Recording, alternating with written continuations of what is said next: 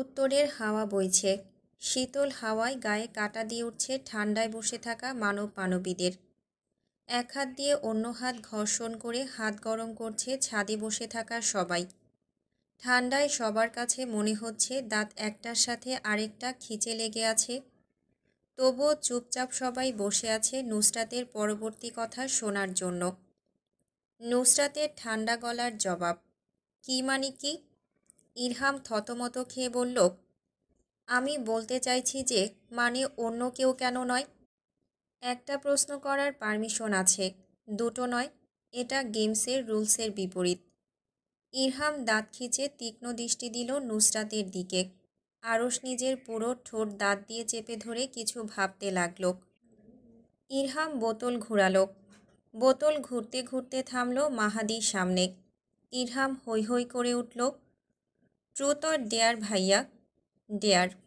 আরশ বলল, আমি ডেয়ার দিচ্ছি। সবাই মাথা নাড়ালো। আরশ গম্ভীর গলায় বলল, এখানে উপস্থিত তোর একজন প্রিয় মানুষকে নিজের মনের কথা বল। মাহাদি ভ্রু বাঁকিয়ে শানিত দৃষ্টিতে আরশের দিকে তাকিয়ে জিজ্ঞেস করল, তুই কি আমাকে আদেশ দিচ্ছিস? আরশের নির্লিপ্ত গলার উত্তর, তোর যা মনে হয়। মাহাদি ঠোঁট চেপে কিছুক্ষণ বসে রইল। একবার আরশের পানে তাকিয়ে চোখ ফিরিয়ে নিল মমর দিকে শান্ত গভীর চোখ রেখে ভারী পুরুষালী গলায় মাহাদি বলল, আমি আমার জীবনে একজন বেস্ট পারসনকে দেখেছি, যে আমার বয়সে ছোট কিন্তু আমার থেকেও ম্যাচুরিটি বেশি। মমর লজ্জা পেয়ে হালকা হাসল। গালে হাত দিয়ে অপলক নজরে তাকিয়ে রইল মাহাদির দিকে। আমার বয়সে ছোট হওয়া সত্ত্বেও সে বিয়ে করে নিয়েছে, এটা আমার জন্য ভীষণ লজ্জার বিষয়, এবং এটা ভাবলেই আমার লজ্জায় মাথা কাটা যায়। তো যাই হোক, আমি সেই বেস্ট পারসনের নাম বলবো না, কিন্তু একটা কথা বলতে চাই। অনেক দিন তো হলো বিবাহের, তাহলে কবে চাচু ডাক শুনছি আমরা? অপেক্ষায় আছি মামা। শেষের কথা আরশের চোখে চোখ রেখে কিছুটা ব্যঙ্গাত্মক গলায় বলল। ইরহাম, অনিকা, মম আর নুসরাত হেহে করে হেসে উঠল। আরশ ঠান্ডা চোখে মাথা কাত করে মাহাদির দিকে স্থির তাকিয়ে থাকল। জাইন নিজের ঠোঁট চেপে বসে রইল দন্তের নিচে। ইসরাত অগোছালো দৃষ্টি ফেলল আশেপাশে। জায়ান নীরবতা লঙ্ঘন করে বলল, মাহাদি, কুস্ত লেহাসকার, বড় ভাইয়েরা এখানে উপস্থিত আছে। মাহাদি শব্দ করে হেসে উঠল। মম নিজের চিন্তাভাবনায় নিজেই লজ্জা পেল। ইরহাম বোতল ঘোরালো। বোতল এবার জাইনের দিকে থামল। নুসরাত জিজ্ঞেস করল, truth or dare? Dare. Nusrat কিছুক্ষণ ভেবে বলল, আপনি ইসরাতের উদ্দেশ্যে একটা রোমান্টিক লাইন বলুন। জাইন গম্ভীর গলায় বলল, ওটার জন্য প্রিপারেশন নিতে হয়, আমি এমন কিছু করার প্রিপারেশন নিইনি। নুসরাত পকেট থেকে মোবাইল বের করে গ্যালারিতে ঢুকল। গ্যালারি থেকে কিছু খুঁজে বের করে জাইনের মুখের সামনে মোবাইল নিয়ে বলল, এটা ট্রান্সলেট করে বলুন আবেগ মিশিয়ে। অনিকা উকিঝুঁকি মারল লাইনগুলো দেখার জন্য। নুসরাত ঝটপট জাইনকে লাইনগুলো দেখিয়ে মোবাইল অফ করে পকেটে ঢুকিয়ে রাখল যত্ন সহকারে। জাইন ইসরাতের দিকে পূর্ণ দৃষ্টি মেলে তাকালো। ইসরাতের মুখের দিকে তাকিয়ে আদেশের স্বরে বলল, ইসরাত, আমার দিকে তাকাও। ইসরাত মুখ ঘুরিয়ে রেখে বসে রইল। ইরহাম ইসরাতকে নড়তে না দেখে ইসরাতের পিঠ ঠেলে জাইনের দিক করে বসিয়ে দিল। ইসরাত নাক কুঁচকে একবার তাকালো ইরহামের দিকে। ইরহাম ইসরাতের তাকানোকে পাত্তা দিল না। ইসরাত চোখ ঘুরিয়ে জাইনের চোখে চোখ রাখল। বাতাসের সাথে জাইনের শরীরে ব্যবহৃত ব্ল্যাক টাই সেলিন ম্যান পারফিউমের কস্তুরিয়ার ভ্যানিলার গন্ধ তীব্রভাবে এসে ইসরাতের নাকে লাগল। ইসরাত মাতালের মতো ঘ্রাণটা নিজের নাসারন্ধ্রে টেনে নিল। নিজের খেই হারাতে গিয়ে ইসরাত নিজেকে সামলে নিল। ধূসর বর্ণের পুরুষালী চোখে বাদামি বর্ণের মেয়েলি চোখ মিলিত হলো। চোখাচোখি হতেই মেয়েলি বাদামি বর্ণের চোখের পাপড়ি হালকা হালকা নড়ে উঠল। ইসরাত ঠোঁট কামড়ে ধরল। অস্বস্তি কাটানোর জন্য জাইন নিজের গলা যথেষ্ট গম্ভীর রেখে রাশভারী গলায় বলল, আমি তোমাকে ভালোবাসবো মৃত্যুর আগ পর্যন্ত। যদি মৃত্যুর পর ভালোবাসার সুযোগ থাকে তাহলে আমি তোমাকেই ভালোবাসবো। কথাগুলো বলতে বলতে জাইন ইসরাতের 2 হাত চেপে ধরল। ডান হাত বাড়িয়ে সামনের দিকে কাটা ছোট ছোট চুলগুলো কানের পেছনে গুজে দিল। অনিকা গালে হাত দিয়ে জাইন আর ইসরাতের দিকে চোখ রেখে বলল, হাউ রোমান্টিক, প্রেমে পড়ে গেলাম আমি। নুসরাত বিরক্তি নিয়ে বলল, তুই তো যারে দেখিস তারই প্রেমে পড়ে যাস। প্রথমে আরশ, দ্বিতীয় মাহাদি ভাইয়া, তৃতীয় আবির, চতুর্থ নাহিদ, পঞ্চম জাইন। সবার প্রেমেই তুই পড়ে গেলি? এটা তোর মন না প্লাস্টিকের বোতল, যা দেখিস তা দেখেই প্রেমে পড়ে যাস। অনিকা কিছুটা লজ্জা পেয়ে মুখ ঢাকল হাত দিয়ে। শব্দ করে হেসে বলল, এটা আপি তুমি ঠিকই বলেছ। নুসরাত ভাবসাব নিয়ে নিজের পরনের শার্টের কলার উপরের দিকে তুলে বলল, আমি কখন অঠিক কথা বলি? আমি অলওয়েজ সঠিক কথাই বলি। জাইনের চোখ থেকে ইসরাত চোখ সরিয়ে নিয়ে উঠে দাঁড়ালো। নুসরাত অবাক দৃষ্টিতে তাকাতেই বলল, ভালো লাগছে না, তোমরা খেলো। ইসরাত ছাদ থেকে নিচে নামতে পারল না। জাইন উঠে দাঁড়ালো, হাত উপরে তুলে আড়মোড়া ভাঙার মতো করল।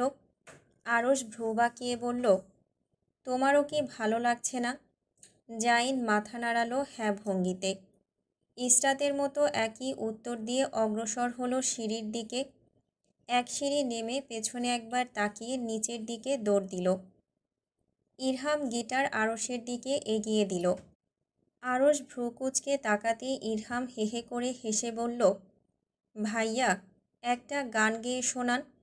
আরশ গম্ভীর গলায় বলল, পারবো না। নুসরাত বলল, আমি এখানে থাকতে তুই ওনাকে কেন বলছিস গান গেয়ে শোনানোর জন্য? এদিকে দে গিটার, আমার কাছে দেখ, আমি শোনাচ্ছি।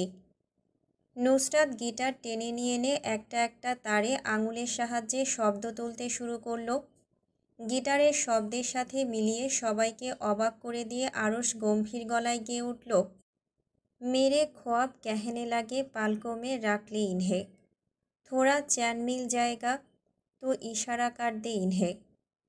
আরশের গান শেষ হতেই সবাই হাততালি দিয়ে উঠল। নুসরাত প্রশংসা করতে কিপটেমি করল না, মন খুলে প্রশংসা করল আরশের গানের গলার। আসলে প্রশংসা বললে ভুল হবে। নুসরাত অ্যাডভাইস দিল আরশকে একটু, আপনি যদি আরেকটু সুর টেনে বলতেন তাহলে আরও ভালো হতো, আর গলার স্বরটা যদি আরেকটু মসৃণ হতো তাহলে আরও ভালো হতো। তারপরও ভালো গেয়েছেন, কিন্তু আমার থেকে ভালো গান গাননি। আমি আপনার থেকে আরও ভালো গাই। ইরহাম মিনমিন করে বলল, কি গাও তা তো দেখি, গানের ধর্ষণ করে ফেলিস তুই।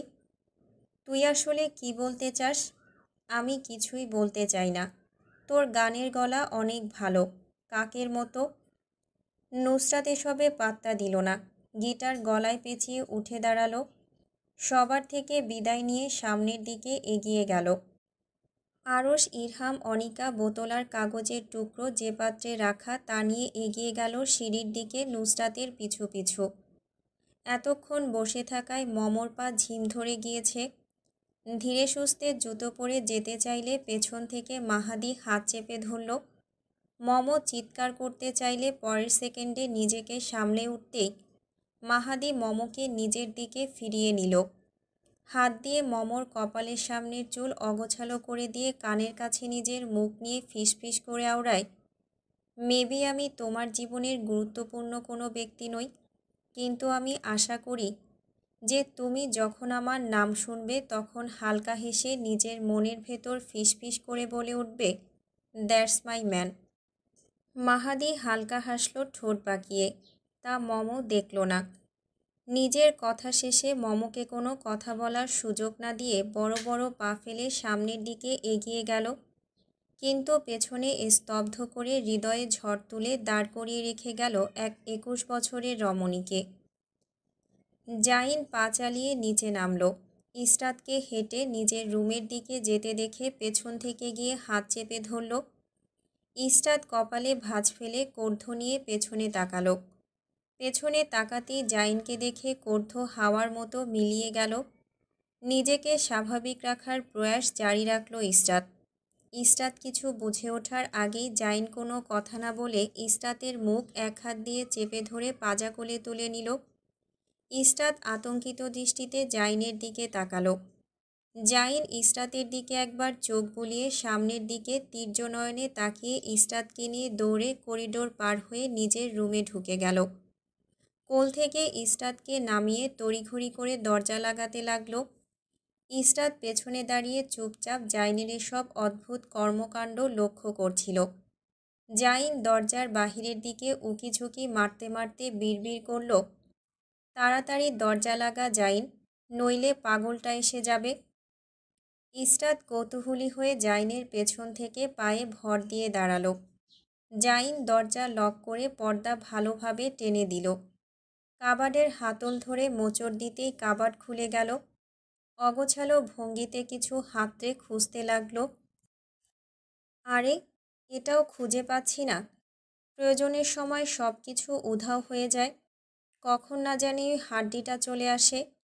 ইসরাত কৌতূহলে শেষ পর্যায়ে গিয়ে জিজ্ঞেস করল, হাড্ডিকে? জাইন কাবাডের কাপড় অগোছালো হাতে হাতড়াতে হাতড়াতে বলল, তোমার বোন হলো হাড্ডি। ইসরাত মাছের মতো মুখ হাঁ করে নিল। কি বলে এই লোক? নুসরাত হাড্ডি? এটা কোন ধরনের রাবিশ কথা? জাইন কাঙ্ক্ষিত জিনিস খুঁজে পেয়ে দৌড়ে নিয়ে এসে ইসরাতের হাতে পরিয়ে দিল চোখের পলকে। ইসরাত বিস্ময় কাটানোর আগেই জাইন নিজের বাঁ হাতে হ্যান্ডকাপ পরে নিল, লক করে চাবি ঢিল মেরে বারান্দার বাহিরে ফেলে দিল। ইসরাত ঢোক গিলে কর্ধ্য নিয়ে জাইনের দিকে তাকালো। বিরক্তির চরম মাত্রায় পৌঁছে গিয়ে ইসরাত চিরবির করে উঠল। নাকমুখ কুঁচকে জিজ্ঞেস করল, এই, আপনি আমার হাতে হ্যান্ডকাপ পরিয়েছেন কেন? জাইন নির্লিপ্ত চোখ তুলে তাকালো। কোনো কথা না বলে রুমের দরজা খুলে বের হয়ে গেল। ইসরাত না চাইতেও জাইনের সাথে বাহিরে যেতে হলো। ইসরাত পা না বাড়ালে জাইন হ্যান্ডকাপ ধরে হ্যাচকার টান দেয়। ফলে হাতে ব্যথা পাওয়ার জন্য ইসরাতেরও সামনের দিকে পা বাড়াতে হয়। জাইন এক প্রকার নিজের সাথে টেনে ইসরাতকে ডাইনিং টেবিলের দিকে নিয়ে গেল। খাবার টেবিলে মানুষের উপস্থিতি দেখে জাইন হাত আলগোছে পকেটে ঢুকিয়ে নিল। ইসরাত চোখ মুখ উল্টে নিজের হাত শাড়ির কোণায় ঢেকে নিল। ঠোঁটে ঠোঁট চেপে বসতে নেবে জাইন নির্লজ্জের মতো দাঁত কেলিয়ে ইসরাতের কানে কানে ফিসফিস করে বলল, ঠোঁটে ঠোঁট তুমি চাপছ কেন ইসরাত? আমি থাকতে এত কষ্ট করার কি আছে? আমি আছি না, তোমার হাজবেন্ড।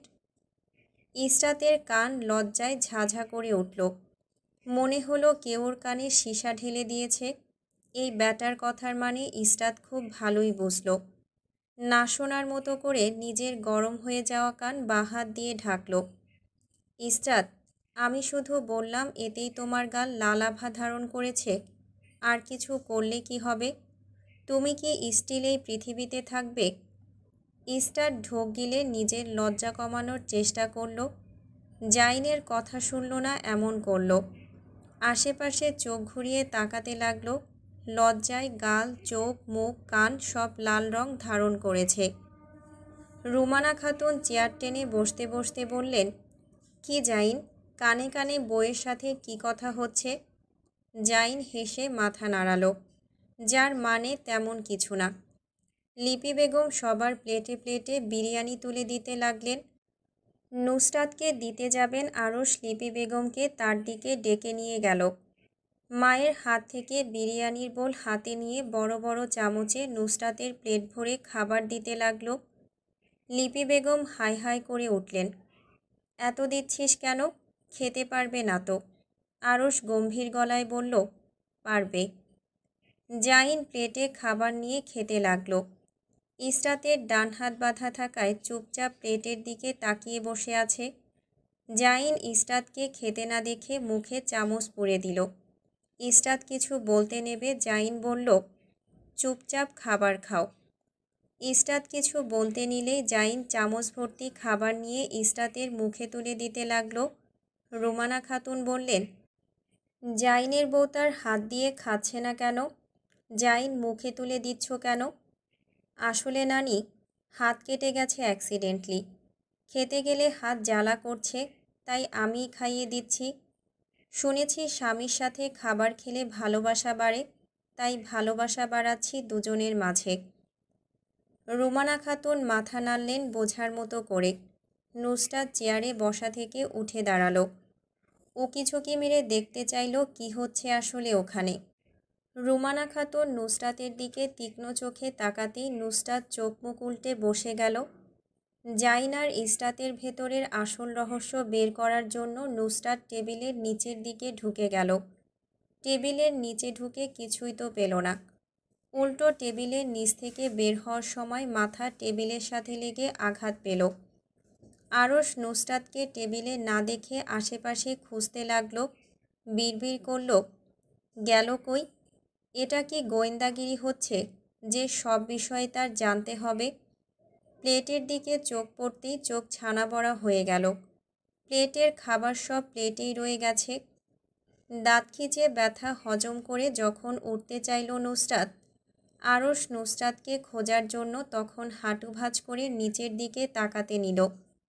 একই সময়ে নুসরাত টেবিলের নিচ থেকে আরশের হাঁটুর পাশ ঘেঁষে উঠতে নিলে আরশ হাঁটু ঘুরিয়ে নিচের দিকে ঝুঁকতে নিতেই নুসরাতের নাকের সাথে লেগে গেল। হঠাৎ নুসরাতের নাকের সাথে হাঁটুর সংঘর্ষ লেগে নাক পিটপিট করে উঠল। চোখে হালকা পানি জমা হয়। নিঃশ্বাস বন্ধ হয়ে গেল কয়েক সেকেন্ডের জন্য। নুসরাত শ্বাস নিতে না পেরে টেবিলের নিচ থেকে গলা ফাটিয়ে চিৎকার করে উঠল, আম্মা গো, আমার নাক ফেটে গেল। এই আরশের বাচ্চার জন্য আমার সেনসিটিভ নাকের আজ বিনাশ হয়ে গেল। আমার নাক গো আম্মা। নুসরাতের গগন ফাটানো চিৎকারে হেলদোল হলো না সৈয়দ বাড়ির কারোরই। রুমানা খাতুন ব্যস্ত হাতে লাঠি নিয়ে উঠে দাঁড়ালেন। তিনি বুঝলেন না হচ্ছেটা কি এখানে আসলে। আরশ হাত টেনে বের করতে চাইল নুসরাতকে, কিন্তু নুসরাত গো ধরে বসে রইল ওখানে। আরশের পাতানো হাতে দুই একটা থাপ্পড় মারল হালকা হাতে। হাত বাড়িয়ে আরশের হাঁটুর উপরের মাংস চেপে ধরে চিমটি কাটল। আরশ মার খেয়ে হাত ছেড়ে দিল। চিমটি কাটা স্থানে বাম হাত দিয়ে বুলিয়ে খেতে মনোযোগী হলো। যখন ইচ্ছে হয় হবে বের, তার কি তাতে? রুমানা খাতুন চিন্তিত গলায় বললেন, তোর বইয়ের গলার আওয়াজ শুনলাম না, কোথায় ও? আরশ জারপনায় বিরক্ত হয়ে বলল, নানি, চুপচাপ খাও তো, আছি এখানেই। আরশ কথা বলা শেষ করে খেতে নিতেই নুসরাত টেবিলের নিচ থেকে মাথা বের করে চেয়ারে উঠে বসল। রুমানা খাতুন চোখ বড় বড় করে তাকিয়ে থেকে জিজ্ঞেস করলেন, তুমি নিচে কি করছিলে?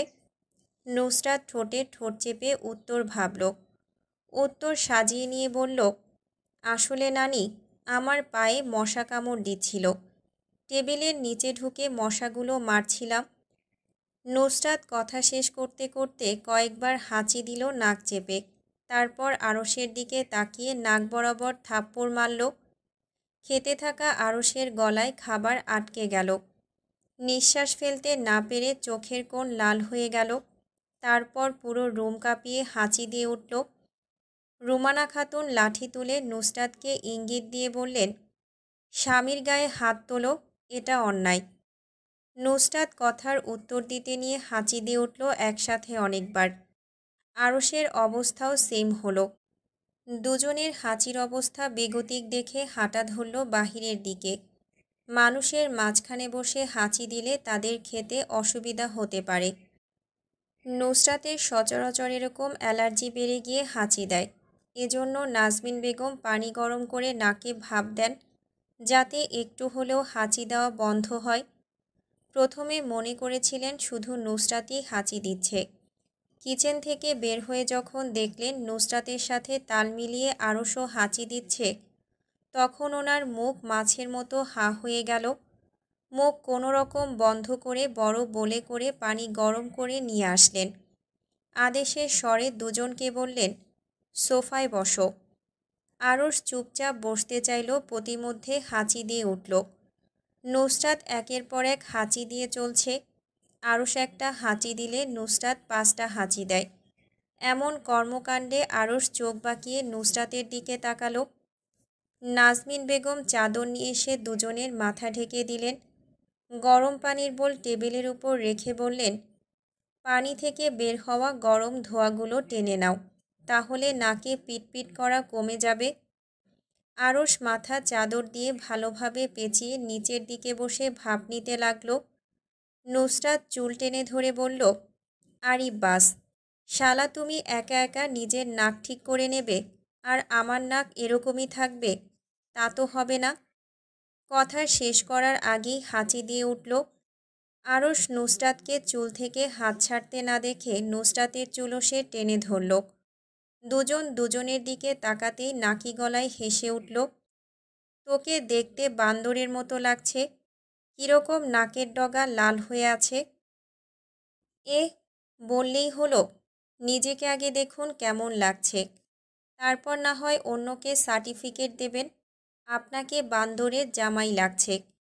আরশ নুসরাতকে জ্বালানোর জন্য বলল, দেখি তো দেখি, তোর চোখ বড় বড় করে তাকা। নুসরাত বিস্ময় নিয়ে জিজ্ঞেস করল, কেন? আরশ চোখ পাকিয়ে বলল, তোকে তাকাতে বলেছি, তুই তাকাবি, এত প্রশ্ন কিসের? নুসরাত কথা বাড়ালো না। চোখ বড় বড় করে তাকাতেই আরশ কিছুটা এগিয়ে এসে নুসরাতের সামনে বসল। নুসরাত হাত দিয়ে চোখের নিচের চামড়া টেনে ধরে কর্নিয়া বড় করার চেষ্টা করল। আরশকে দূরে সরার কথা বলে নাকে মুখে হাত দিয়ে চেপে হাঁচি দিয়ে উঠল। নুসরাত নিজের অবস্থানে ফিরে এসে চোখ বড় বড় করে তাকিয়ে জিজ্ঞেস করল, বলুন, নিজেকে দেখতে পাচ্ছেন? আরশ কথা না বলে কাছে ঘেঁষল নুসরাতের। নুসরাত হাতের তালু দিয়ে নাক ঘষল নাকের পিটপিট কমানোর জন্য। চোখ তুলে তাকাতেই দেখল আরশ আর তার মধ্যে থাকা 2 ইঞ্চির দূরত্ব মিটিয়ে তার মুখের সামনে চলে এসেছে আরশ। এক হাত দিয়ে চাদর টেনে দিল মুখের সামনে।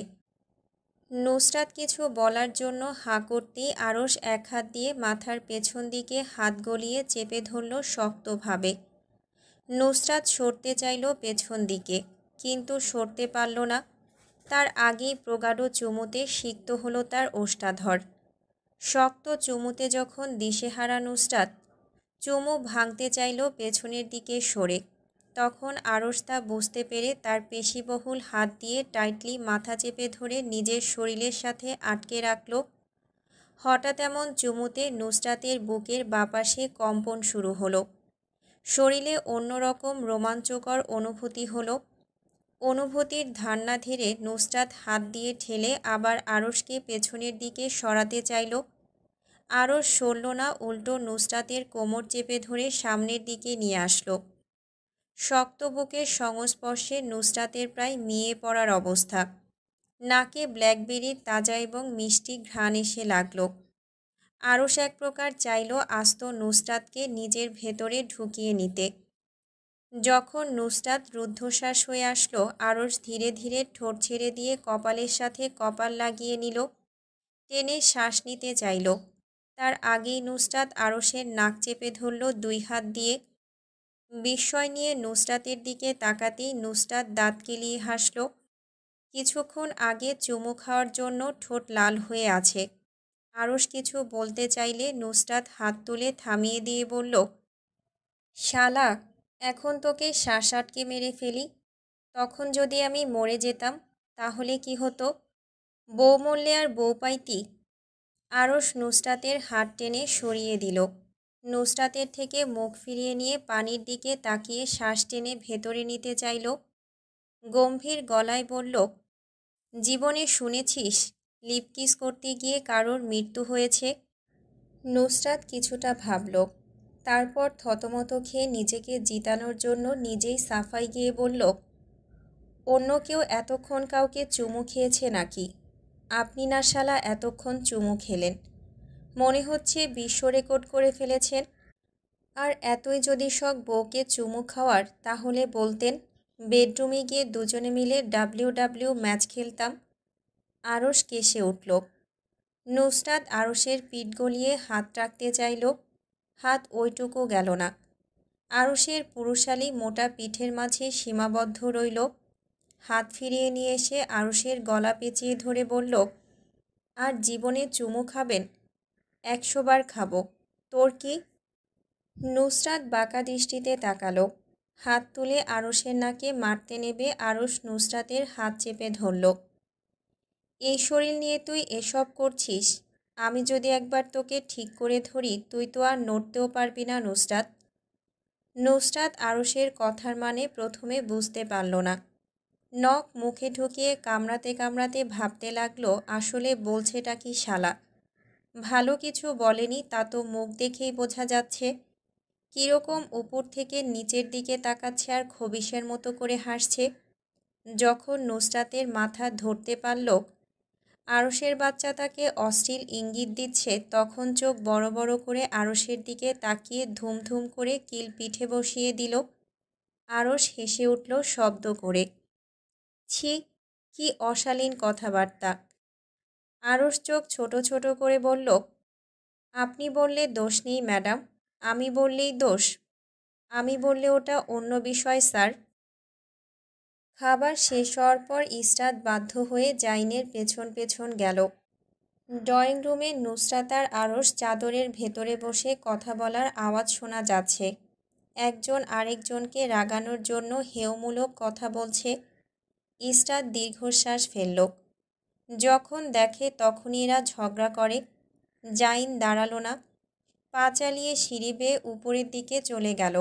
ইসরাত না চাইতেও হাঁটতে হলো জাইনের সাথে পা মিলিয়ে। রুমে প্রবেশ করে জাইন দরজা বন্ধ করে দিল। ইসরাত চোয়াল ঝুলিয়ে বলল, আমার হাত খুলুন। কখন থেকে লক করে রেখেছেন? আমার হাত ব্যথা হয়ে গিয়েছে। জাইন এমন ভাব করল যেন ইসরাতের কথা শুনতে পাচ্ছে না। পকেটে এক হাত পুরে বারান্দার দিকে এগিয়ে গেল। কথা কি কানে যায় না? আমার হাতটা খুলে দিচ্ছেন না কেন? চাবি নেই। চাবি নেই মানে কি? তখন ঢিল মেরে ফেলেছেন কেন? জাইন ইসরাতের দিকে শীতল দৃষ্টি দিয়ে তাকালো। সমস্যা কি? এরকম করার মানে কি? আমার হাত খুলে দিন, আমি আমার রুমে যাব। তোমার রুমেই আছো। ভাইয়া আপনার সমস্যাটা কি বলুন তো? আমার আবার কি সমস্যা হবে? ইসরাত দাঁতে দাঁত চেপে বলল, সব সমস্যাই তো আপনি করছেন। জাইন নিজের দিকে আঙুল তুলে বলল, তুমি আমাকে ব্লেম করছো ইসরাত? আমি তোমাকে কি বলেছিলাম? ধীরে ধীরে আমরা সব ঠিক করে নেব। তুমি কি করলে? অ্যাপার্টমেন্ট থেকে আমাকে না বলে চলে আসলে। এ তো আমি কিছুই বলিনি। কিন্তু তুমি কার পারমিশন নিয়ে বাংলাদেশে এসেছো? আমি তোমাকে অধিকার দেইনি যে তুমি আমার সাথে ডিসকাশন ছাড়া দেশে আসবে। জাইন দাঁতে দাঁত চেপে কথাটা বলল। ইসরাত নিশ্চুপ হয়ে জাইনের দিকে তাকিয়ে দাঁড়িয়ে রইল। কথা বলছো না কেন এখন? তোমার বিন্দুমাত্র ধারণা আছে আমি কুকুরের মতো দিনরাত এক করে তোমাকে খুঁজেছি কোথায় কোথায়? জাইন তাচ্ছিল্য করে হাসল। ইসরাতের গাল ডান হাত দিয়ে চেপে ধরে বলল, আর তুমি আমাকে না বলে চলে আসলে? এই তোমার ম্যাচুরিটি? তোমার ম্যাচুরিটির গুষ্টি কিলাই। ইসরাত জাইনের কথার বিপরীতে সম্পূর্ণ আলাদা উত্তর দিল। আমার কি অধিকার ওখানে থাকার? ওটা তো আপনার আর আপনার প্রেমিকার অ্যাপার্টমেন্ট। জাইন বিস্ময়ে ভ্রু তুলে তাকালো। ঠোঁট কামড়ে বলল, প্রেমিকা? ইসরাত সুর টেনে বলল, কেন, চিনতে পারছেন না মিসেস এমিলিকে? জাইন কপালে ভাঁজ ফেলে চোখ তীক্ষ্ণ করে নিল। রুড গলায় বলল, কি হয়েছে এমিলির সাথে? ইসরাত কোনো কথা বলল না, মুখ ঘুরিয়ে দাঁড়িয়ে রইল। জাইন পৈশাচিক হাসি হেসে ইসরাতের মুখের দিকে ঝুঁকে ঠোঁট বাঁকিয়ে ডিপ গলায় বলল, আরে কথা বলছো না কেন? তুমি বলবে নাকি আমি অন্য ব্যবস্থা নেব? ইসরাত জাইনের দিকে শান্ত চোখ তুলে তাকালো। জাইন ইসরাতকে কথা বলতে না দেখে গাল চেপে নিজের দিকে ফিরালো। ইসরাত গাল থেকে হাত ছাড়ানোর চেষ্টা করল। জাইনের মতো সুঠাম দেহের ব্যক্তির কাছে নিজেকে নিজের কাছে চুনোপুঁটি মনে হলো। জাইন মুখ চেপে ধরায় মাথা তুলে উপরের দিকে ইসরাতকে তাকাতে হলো। অনেক সুন্দর করে অনেকবার জিজ্ঞেস করেছি, লাস্টবারের মতো বলছি, তুই বলবি না কি আমি মুখ খোলাবো আমার পদ্ধতিতে? ইসরাত আঙুল তুলে বলল, একদম তুই তোকারি করবেন না, 100বার করব। তুই দেশে আসলি কেন? তোকে আমি টাইম দিইনি আমার সাথে বোঝাপড়ার জন্য? তুই আমার পারমিশন নিয়েছিলি? তোর সাথে যে আমি এতক্ষণ সুন্দর করে কথা বলছি এটাই তোর ভাগ্য। তোর জায়গায় অন্য কেউ হলে থাপড়ে গাল লাল করে দিতাম।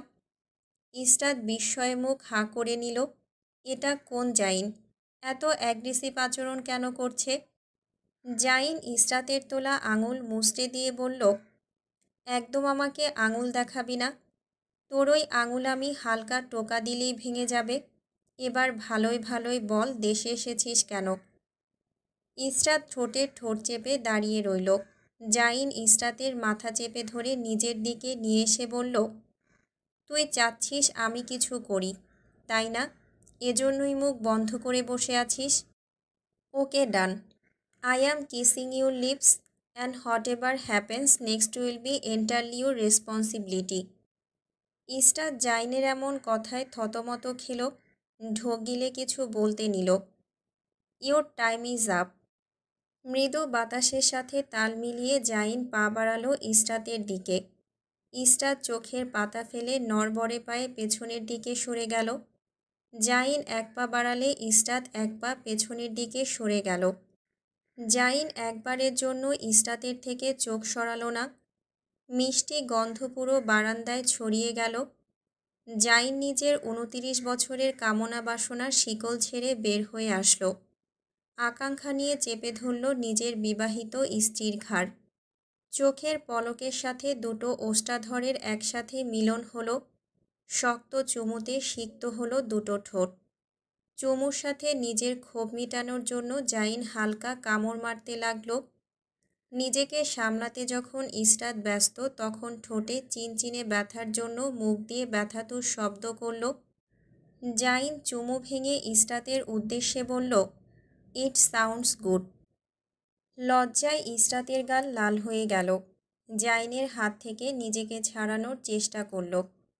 জাইন ছাড়ল না, উল্টো প্রয়োজনীয় স্পেস পাওয়ার জন্য ইসরাতকে ঠেলে বারান্দার রেলিংয়ের সাথে চেপে ধরল। জীবনে প্রথম কোনো পুরুষের সান্নিধ্যে এসে ইসরাতের বুক আশঙ্কায় কেঁপে উঠল। বুকের ভেতরে স্বাভাবিক গতিতে চলতে থাকা নরম মাংসপিণ্ড ধুকধুক করে উঠল। শরীরের কাঁপন অনুভূত হলো। অসারতায় ইসরাতের পা প্রায় ভেঙে আসলো। নিজেকে সামলানোর চেষ্টা করলো মেয়েটা, হয়তো পারল না। জাইন হ্যান্ডকাপ পরা হাত কোনোরকম করে ইসরাতের কোমরের কাছে নিয়ে বেষ্টনী তৈরি করলো যাতে ইসরাত পড়ে না যায়। শ্বাস নেওয়ায় কষ্ট হওয়ায় জাইন ঠোঁট ছেড়ে দিয়ে সরে দাঁড়ালো, কিন্তু কোমরার ঘাট থেকে হাত একটুও সরালো না। জাইন নির্লজ্জের মতো দাঁত কেলিয়ে বলল, I love you lip taste. Israt লজ্জায় লাল গাল নিয়ে চোখ নিচের দিকে দিল। জাইন ইসরাতের থুতুনি তর্জনী আঙুলের সাহায্যে উপরের দিকে তুলে বলল, টাইম ওয়েস্ট না করে তাড়াতাড়ি বলো কি হয়েছিল সেদিন। আমি আরেকবার টেস্ট করতে চাই। ভ্রু তুলে ইশারা করল ঠোঁটের দিকে। ইসরাত ঠোঁট কামড়ে দাঁড়িয়ে রইল। জাইন ইসরাতের দিকে পা বাড়িয়ে বলল, তুমি বলবে? ইসরাত অস্থির গলায় বলল, বলছি তো। এভাবে হুমকি দিচ্ছেন কেন? তোমাকে হুমকি না দিলে কাজ হচ্ছে না। একটা প্রবাদ আছে না, সোজা আঙুলে ঘৃণা উঠলে আঙুল বাঁকাতে হয়। এটা তোমার জন্যই প্রযোজ্য। ইসরাত মিনমিন করে বলল, আপনার এমিলি বলেছিল ওটা ওর অ্যাপার্টমেন্ট। আমি আত্মসম্মানহীনের মতো ওখানে পড়ে আছি, তাই আমি বের হয়ে এসেছি ওর অ্যাপার্টমেন্ট থেকে। জাইন রাগে চুল টেনে ধরল। থুতুনিতে হাত বোলাতে বোলাতে বলল, আরে তুমি গাধা নাকি? ও বলল ওটা ওর অ্যাপার্টমেন্ট আর তুমি চলে আসলে আত্মসম্মান দেখিয়ে। ওটা আমার অ্যাপার্টমেন্ট। আমি মাসে মাসে ওর ট্যাক্স দিই এত এত ইউরো সরকারকে। আর আমার বাসায় এসে আমার বউকে বের করে দিল আর আমি জানলামই না। ইসরাত আবেগে আপ্লুত হয়ে গেল। থমথমে গলায় বলল, আমি জানতাম না কি ওটা আপনার অ্যাপার্টমেন্ট। আমাকে তো কল করে বলতে পারতে। ইসরাত হাতছাড়া করল না সুযোগ। জাইনকে ঠেস দিয়ে বলল, আপনার কি সময় আছে আমার কথা শোনার? আপনি তো আপনার মিটিংয়ে ব্যস্ত। জাইন ইসরাতের ঠেস দেওয়া বুঝতে পেরে হালকা হাসল। ইসরাতকে ডান হাত দিয়ে জড়িয়ে ধরে নিজের একান্ত কাছে টেনে আনতে আনতে ডিপ গলায় ফিসফিস করে বলল, নিজের অধিকার নিজেকে নিয়ে নিতে হয়, প্রয়োজনে ভালোবেসে নয়তো ছিনিয়ে। Whatever you desire. পাখির কিচিরমিচিরের সাথে সৈয়দ বাড়িতে শুরু হয়েছে কোলাহল। আর এই কোলাহলের শেষ হবে গিয়ে রাতের নিস্তব্ধতার সাথে। নুসরাত আর আরশ কেউ কারোর দিকে আজ তাকাচ্ছে না। ঘুম থেকে দেরি করে ওঠার জন্য দুজনের নিশানা বর্তমানে ওয়াশরুমের দরজার দিকে। আরশ লাফ মেরে বিছানা থেকে নেমে দৌড়ে যাবে, নুসরাত পেছন থেকে আরশের পেট চেপে ধরল। বিরক্ত হয়ে আরশ যখন নুসরাতের দিকে তাকালো তখন নুসরাত সামনের পাটির দাঁত বের করে বলল, লাস্ট স্টেজ, এখন না গেলে হবে না। আরশ নাক মুখ কুঁচকে ছি বলে উঠল। নুসরাত আরশকে ছি বলতে দেখে ভাষণের মতো করে এক আঙ্গুল উপরের দিকে তুলে আরশকে অ্যাডভাইস দিতে দিতে বলল, ছি বলতে নেই প্রাণের স্বামী, পৃথিবীর সকল জীবকেই প্রাকৃতিক কাজটা করতে হয়, এসব বলতে নেই। আমি আপনি সবাইকে প্রাকৃতিক কাজ সারতে হয়। আরশ নুসরাতের ভাষণ না শুনে ঠেলে ওয়াশরুমে ঢুকিয়ে দিল। হাত এক জায়গায় করে নুসরাতের দিকে মাফ চাওয়ার মতো করে বলল, মাপ চাই বোন আমার, যা টয়লেটে যা, তোর না লাস্ট স্টেজ চলছে। নুসরাত মনে হওয়ার ভঙ্গিতে মাথা নাড়াল। ওয়াশরুমের দরজা ধরে দাঁড়িয়ে মাথা বের করে বলল, হ্যাঁ হ্যাঁ তাই তো, তাহলে যা বাপ। আরশ নিজের মুখ আটকে নিল। নুসরাত দরজা লাগাতে লাগাতে কি মনে হতেই দরজা ফাঁক করে আরশের উদ্দেশ্যে বলল, আসলে না ভাইয়া। নুসরাত একটুক্ষণ হিহি করে হাসল, তারপর কি ভেবে কিছু না বলে দরজা লাগিয়ে দিল। আরশ দরজার দিকে তাকিয়ে বিড়বিড় করল, আজব পাবলিক। সকালের নাস্তার সময়ও জাইন ইসরাতকে খাবার খাইয়ে দিল মুখে তুলে। নুসরাত সূক্ষ্ম নজরে তাকিয়ে শুধু দুজনের গতিবিধি লক্ষ্য করল। তারপর চোখ ছোট ছোট করে ইসরাতের পরনের কাপড়ের দিকে তাকালো। গতকাল রাতের সিল্কের শাড়ি পরে আছে। তারপর জাইনের দিকে তাকালো। গতকাল রাতের কালো শার্ট পরে আছে জাইন। দুয়ে দুয়ে চার মেলাতে চাইল কিন্তু মিলল না। খাবার খাওয়া বাদ দিয়ে এদিক সেদিক তাকাতে দেখে আরশ নুসরাতের উরুতে থাপ্পড় মারল। দাঁতে দাঁত চেপে কটমট করে বলল, খাবার খাওয়া বাদ দিয়ে বান্দরের মতো ঝুলছিস কেন? নুসরাত আরশের উরুতে দুটো চিমটি কাটল। আরশ নুসরাতের হাতের উপর চিমটি কাটল মুখ চোখ বিকৃতি করে। নুসরাত আরশের সাথে না পেরে মাথা টেবিলের নিচের দিকে নামিয়ে হাতের পিঠে দাঁত বসিয়ে কামড় মারল। যতক্ষণ পর্যন্ত না হাতের উপর চিমটি কাটার জ্বালা না মেটে। আরশ দাঁত দিয়ে ঠোঁট চেপে ধরে ব্যথা হজম করে নিতে চাইল, কিন্তু নুসরাত একই জায়গায় আবার কামড় মারল। আরশ ফিসফিস করে বলল, রুমে চল, আজ তোর একদিন কি আমার একদিন। নুসরাত দাঁত কেলিয়ে চেয়ারে উঠে ঠিক হয়ে বসল। আরশ নুসরাতের পানে কর্ধে চোয়াল শক্ত করে তাকালো। নুসরাত না দেখার মতো করল। কানের কাছে এসে আরশ কিছু বলতে নেবে নুসরাত হাত তুলে মাছি তাড়ানোর ভঙ্গি করল। আরশ পরে দেখে নেবে ভেবে খাবার খাওয়ায় মনোযোগ দিল। খাওয়া শেষে নুসরাত জাইনার ইসরাতের পেছন পেছন সিঁড়ির দিকে গেল, আসল রহস্য উন্মোচন করার জন্য। আরশ পেছন থেকে এসে নুসরাতকে টেনে নিয়ে যেতে চাইলে নুসরাত গো ধরে সিঁড়ির রেলিংয়ের হাতল ধরে ঝুলে পড়ল। আরশ টানল, নুসরাত সেখান থেকে এক পাও নড়ল না। জাইন আর ইসরাত রুমে ঢুকতে জাইন দরজা লক করে দিতে চাইল। নুসরাত দরজা ঠেলে ভেতরে ঢুকে গেল। নুসরাতকে দেখতেই জাইনের কপালে ভাঁজ পড়ল। বিড়বিড় করে বলল, এই বিপদ আবার এখানে কেন? নুসরাতের পেছন পেছন আরশ এসে রুমের ভেতরে ঢুকল। জাইন চোখ দিয়ে আরশকে ধমকে নুসরাতকে দেখালো। ইশারা করে বলল, তোর এটাকে নিয়ে যা। আরশ এগিয়ে এসে নুসরাতের হাত ধরতেই নুসরাত ঝাড়া দিয়ে হাত ছাড়িয়ে নিল। চোখ তীক্ষ্ণ করে ইসরাত আর জাইনের হাতের দিকে ইশারা করে বলল, রহস্য রহস্য গন্ধ পাচ্ছি, হাত বের করুন তো। জাইন নিজের কর্ধে শক্ত হওয়া চোয়াল নিয়ে জিজ্ঞেস করল, তুমি কে? তোমাকে হাত দেখাবো কেন? আর কিসের রহস্যের গন্ধ পাচ্ছ তুমি? নুসরাত নাক কুঁচকে জাইনের দিকে তাকালো। আরশের দিকে তাকিয়ে বিরক্ত গলায় বলল, এই দুলাভাইকে মুখ বন্ধ করতে বলুন তো স্বামী। আমার কাজে বাধা দিচ্ছে কেন জিজ্ঞেস করুন তো স্বামী। আরশ থতমত খেয়ে অস্বস্তি নিয়ে জাইনের দিকে তাকাতেই চোখাচোখি হলো। চোখ সরিয়ে নিয়ে নীরব শ্রোতার ভূমিকা পালন করল। এখন কথা বললেই ফেঁসে যাবে। নুসরাত ইসরাতের পানে দৃষ্টি দিয়ে চোখের পাতা ফেলতে ফেলতে বলল, আপা, হাতটা বের করুন, দেখি কতটুকু কেটেছে। ইসরাত হাত বের করতে চাইলে জাইন চেপে ধরে রাখল তার পেছনে ইসরাতের হাত। ইসরাত পায়ের উপর পা ভর দিয়ে জাইনের কানের কাছে পৌঁছাতে চাইল। খাটো হওয়ার দরুন পারল না। জাইনের শার্ট ধরে টেনে নিজের দিকে নামিয়ে নিল। জাইন কিছুটা কাত হয়ে কান পাততেই ইসরাত বলল, হাত দেখিয়ে দিন জাইন। জাইন দাঁতে দাঁত চেপে বলল, হাত দেখাবো কেন? আমাদের স্বামী স্ত্রীর পার্সোনাল ব্যাপারে এত ইন্টারফেয়ার ও কেন করছে? ইসরাত জাইনকে ভয় দেখিয়ে বলল, হাত দেখিয়ে দিন, না হলে আপনি ভাবতে পারবেন না কি হবে। কি হবে? ইসরাত ফিসফিস করে বলল, একটা ক্লু দেই। 2012 সালের কথা কিছু মনে করুন। জাইনের কিছু মনে হতেই ফুস করে সব রাগ উড়ে গেল। তারপর একটু গাইগুই করল। ইসরাত কানে কানে বলল, হাত দেখিয়ে দিন, কিছু হবে না। জাইন আর ইসরাত হাত বের করল পেছন থেকে ধীরে সুস্থে। জাইনের মুখের অবস্থা বেগতিক, বোঝাই যাচ্ছে হাত দেখানোর কোনো ইচ্ছেই ছিল না।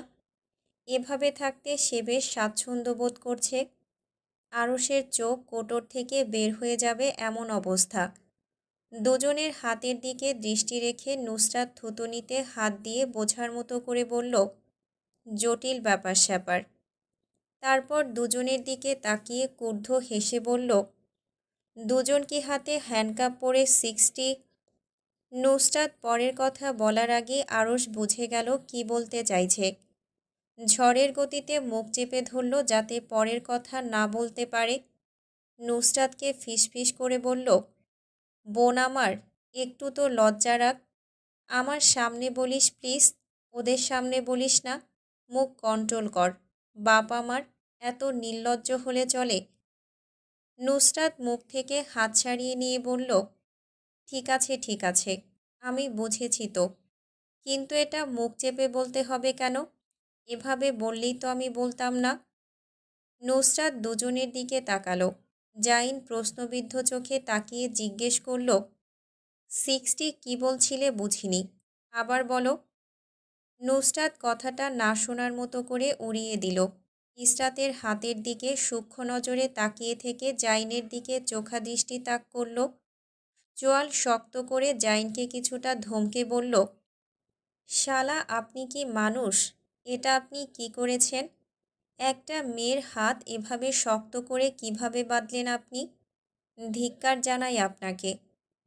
ইসরাত নুসরাতের কথা শুনে আবেগে আপ্লুত হয়ে বলল, প্লিজ হাতটা খুলে দে, হাত ব্যথা হয়ে গিয়েছে। নুসরাত সুযোগের সদ্ব্যবহার করে ইসরাতের মাথায় গাঁটটা মেরে বলল, গতকাল রাতে বললি না কেন? এখন বলছিস হাত খুলে দে, ব্যথা হচ্ছে। চাবি কোথায় বল, খুলে দিচ্ছি। ইসরাত জাইনের দিকে বিতৃষ্ণা নিয়ে তাকালো। জাইন চোয়াল ঝুলিয়ে রেখেছে। তার তো এভাবে থাকতেই ভালো লাগছে। উনি একটা এক্সপেরিমেন্ট করতে গিয়েছিলেন, তারপর চাবি কোথায় হারিয়ে ফেলেছে। নুসরাত ভেঙানো স্বরে বলল, উনি? ইসরাত তিক্ত বিরক্ত হয়ে আদেশ দিয়ে বলল, ভেঙানো আর ঢং বাদ দিয়ে তাড়াতাড়ি কোনো ব্যবস্থা কর। নুসরাত বুকে হাত দিয়ে বলল, যথাজ্ঞা মহারানী। কথাটা শেষ করে দৌড় দিয়ে রুম থেকে বের হয়ে গেল। আরশ চোখ ঘুরিয়ে দাঁড়িয়ে রইল দরজার পানে তাকিয়ে। নুসরাত যে গতিতে গিয়েছিল সেই গতিতে হাতে একটা হ্যামার নিয়ে ফিরে আসলো। দুজনকে বারান্দায় নিয়ে দাঁড় করিয়ে বলল, টেবিলের উপর হাত রাখুন, আমি আলগোছের লক ভেঙে ফেলব। নুসরাত হ্যামার দিয়ে আঘাত করতে লাগলো হ্যান্ডকাফে একের পর এক। জাইন নিজের মুখ বিকৃত করে নিল। মনে হলো হ্যান্ডকাফে নয়, তার হাতেই আঘাত করা হচ্ছে। হ্যান্ডকাফ বাঁকা হয়ে গেল, তবুও খুলল না। নুসরাত বিড়বিড় করে গালি দিয়ে উঠল, শালা ভাঙবে তবুও মচকাবে না। আরশ বলল, আমাকে দে। আপনি পারবেন? পারি কি না পারি তা তো দেখে নিস। জাইন বারবার চোখ দিয়ে ইশারা করে বলল আরশকে না ভাঙার জন্য। চোখ দিয়ে দেখালো দরজার দিকে। সে তো এভাবেই ভালো আছে, তার ভালো লাগা এদের সহ্য হচ্ছে না। উঠে পড়ে লেগেছে জামাই বউ তার সুখ নষ্ট করতে। একটু বউকে নিয়ে রোমান্স করবে, তাও এদের জন্য সম্ভব হচ্ছে না। এভাবে হলে তো চলবে না, কিছু ব্যবস্থা করতে হবে। আরশ জাইনের ইশারা পাত্তা না দিয়ে নুসরাতের হাত থেকে হ্যামার নিয়ে আঘাত করল শক্তি দিয়ে। এক আঘাতেই ভেঙে গেল হ্যান্ডকাফ। চূর্ণ বিচূর্ণ হয়ে চারদিকে ছড়িয়ে পড়ল। নুসরাত শেষ পর্যন্ত হ্যান্ডকাফ ভাঙতে দেখে খুশিতে লাফ মেরে উঠল। দেখে মনে হলো কোনো যুদ্ধ জয় করেছে। আরশ হ্যামার হাতে নিয়ে নুসরাতের পানে তাকাতেই দেখল বেতের চেয়ারের উপর উঠে লাফ দিচ্ছে। হা হা করে হাসছে হ্যান্ডকাফ ভাঙতে দেখে। খুশি উল্লাস শেষে নুসরাত হাত পাতল ইসরাত আর জাইনের দিকে। জাইন ভ্রু বাঁকালো। ইসরাত ধরতে পারল নুসরাত কি চাচ্ছে। শান্ত গলায় বলল, রুমে আয়, দিচ্ছি। নুসরাত ইসরাতের সামনের হাত গুটিয়ে নিল। জাইনের সামনের হাত এখনও আছে। জাইন ঠোঁট কামড়ে বলল, কি? নুসরাত দাঁত কেলিয়ে বলল, আমরা স্বামী স্ত্রী এত কষ্ট করলাম, তার পাওনা দিন। জাইন বুঝতে পারল নুসরাতের কথা। ঠোঁট বাঁকিয়ে হাসল। তোমার কাছে আমার আমেরিকান এক্সপ্রেস রয়েছে, এখনও ফেরত দাওনি তুমি। নুসরাত মনে হওয়ার মতো মাথা নাড়ালো। আরশ চোখ বড় বড় করে তাকিয়ে থেকে জিজ্ঞেস করল, তুমি তোমার ব্ল্যাক কার্ড ওকে দিয়েছ? জাইন হ্যাঁ ভঙ্গিতে মাথা নাড়াতেই আরশ চিন্তিত গলায় মৃদু চিৎকার করে উঠল, আরে, তোমার সব টাকাই মহিলা উড়িয়ে দেবে। পাউনিয়ার মানুষ, এই মহিলাকে দিয়েছ তোমার ব্ল্যাক কার্ড? জাইন রাশভারী গলায় বলল, একটাই জীবন, একটু তো এনজয় করবে, করে নিক। একমাত্র শালি আমার, দুইমাত্র ভাইয়ের বউ, তিমাত্র বোন আমার, এত এত সম্পর্ক, একটা তো কিছু দেওয়াই উচিত। নুসরাত খুশি হয়ে জাইনকে জড়িয়ে ধরতে গেল হাত বাড়িয়ে। জাইনও সাদরে জড়িয়ে ধরতে চাইল, কিন্তু মাঝখান থেকে আরও শেষে দুজনের মাঝখানে দাঁড়িয়ে গেল। নুসরাতকে এক প্রকার টেনে নিয়ে গিয়ে নিজের পাশে দাঁড় করালো। জাইনকে কিছুটা আদেশ দিয়ে বলল, আমার বউকে জড়িয়ে না ধরে নিজের বউকে জড়িয়ে ধরো, আমি আছি আমার বউকে জড়িয়ে ধরার জন্য। জাইন ঠোঁট বাঁকিয়ে হাসল। এত জেলাস আরশ, নিজের ভাইয়ের উপর জেলাস? Not bad. দেখিস, জ্বলতে জ্বলতে না নিজেই জ্বলে যাস। ইসরাত তাড়াহুড়ো করে বের হতে লাগলো জাইনের রুম থেকে। নুসরাত নিজের হাত আরশের কাছ থেকে ছাড়িয়ে ইসরাতের পেছন পেছন গেল। যাওয়ার আগে দরজার সামনে দাঁড়িয়ে আরশের উদ্দেশ্যে চোখ মারতে ভুলল না। কনফারেন্স রুমে গম্ভীর মুখ নিয়ে চোখে চশমা এঁটে আরশ বসে আছে। তার থেকে দুটো চেয়ার পরে ডায়না বসে আছে। আর আরশের ঠিক সামনে বসে আছে আরশের বয়সী এক লোক কোট পরে। তার পাশেই বসে আছে স্লিভলেস টপস আর শর্ট স্কার্ট পরিহিত এক রমণী। আরশ আর লোকটার কথা বলার মাঝেই কনফারেন্স রুমের বাহির থেকে কর্কশ গলায় কেউ বলে উঠল, may I coming? Yes coming. Nusrat হাতে শপিং ব্যাগ নিয়ে ঝড়ের গতিতে ঠুসঠাস করে এসে কনফারেন্স রুমে ঢুকল। ব্যাগগুলো টেবিলের উপর রেখে দুজনকে বলল, hello mister and Mrs Malhotra. Mrs Malhotra হালকা হেসে হাত নাড়ালেন। আরশের দিকে প্রশ্নবিদ্ধ চোখে তাকাতেই আরশ উঠে দাঁড়ালো। আরশকে উঠে দাঁড়াতে দেখে মিস্টার অ্যান্ড মিসেস মালত্রা উঠে দাঁড়ালেন সৌজন্যতা রক্ষার্থে। আরশ ইশারা করে তার কাছে আসার জন্য নুসরাতকে বলল। নুসরাত তো নুসরাত, সে এক পাও আগালো না আরশের দিকে। এমন অবজ্ঞা নুসরাতের কাছ থেকে আরশ সচরাচর হয়, তাই নিজে থেকেই পা বাড়িয়ে এগিয়ে গেল নুসরাতের দিকে। হাত বাড়িয়ে নুসরাতের কোমর চেপে ধরে নিজের কাছে এনে তার দিকে তাকিয়ে ক্রুদ্ধ হেসে বলল, meet mister and missus Malhotra, my wife and also my business partner, missus Syeda Arsh Helal. Nusrat উপরের পাটির দাঁত বের করে হাসল।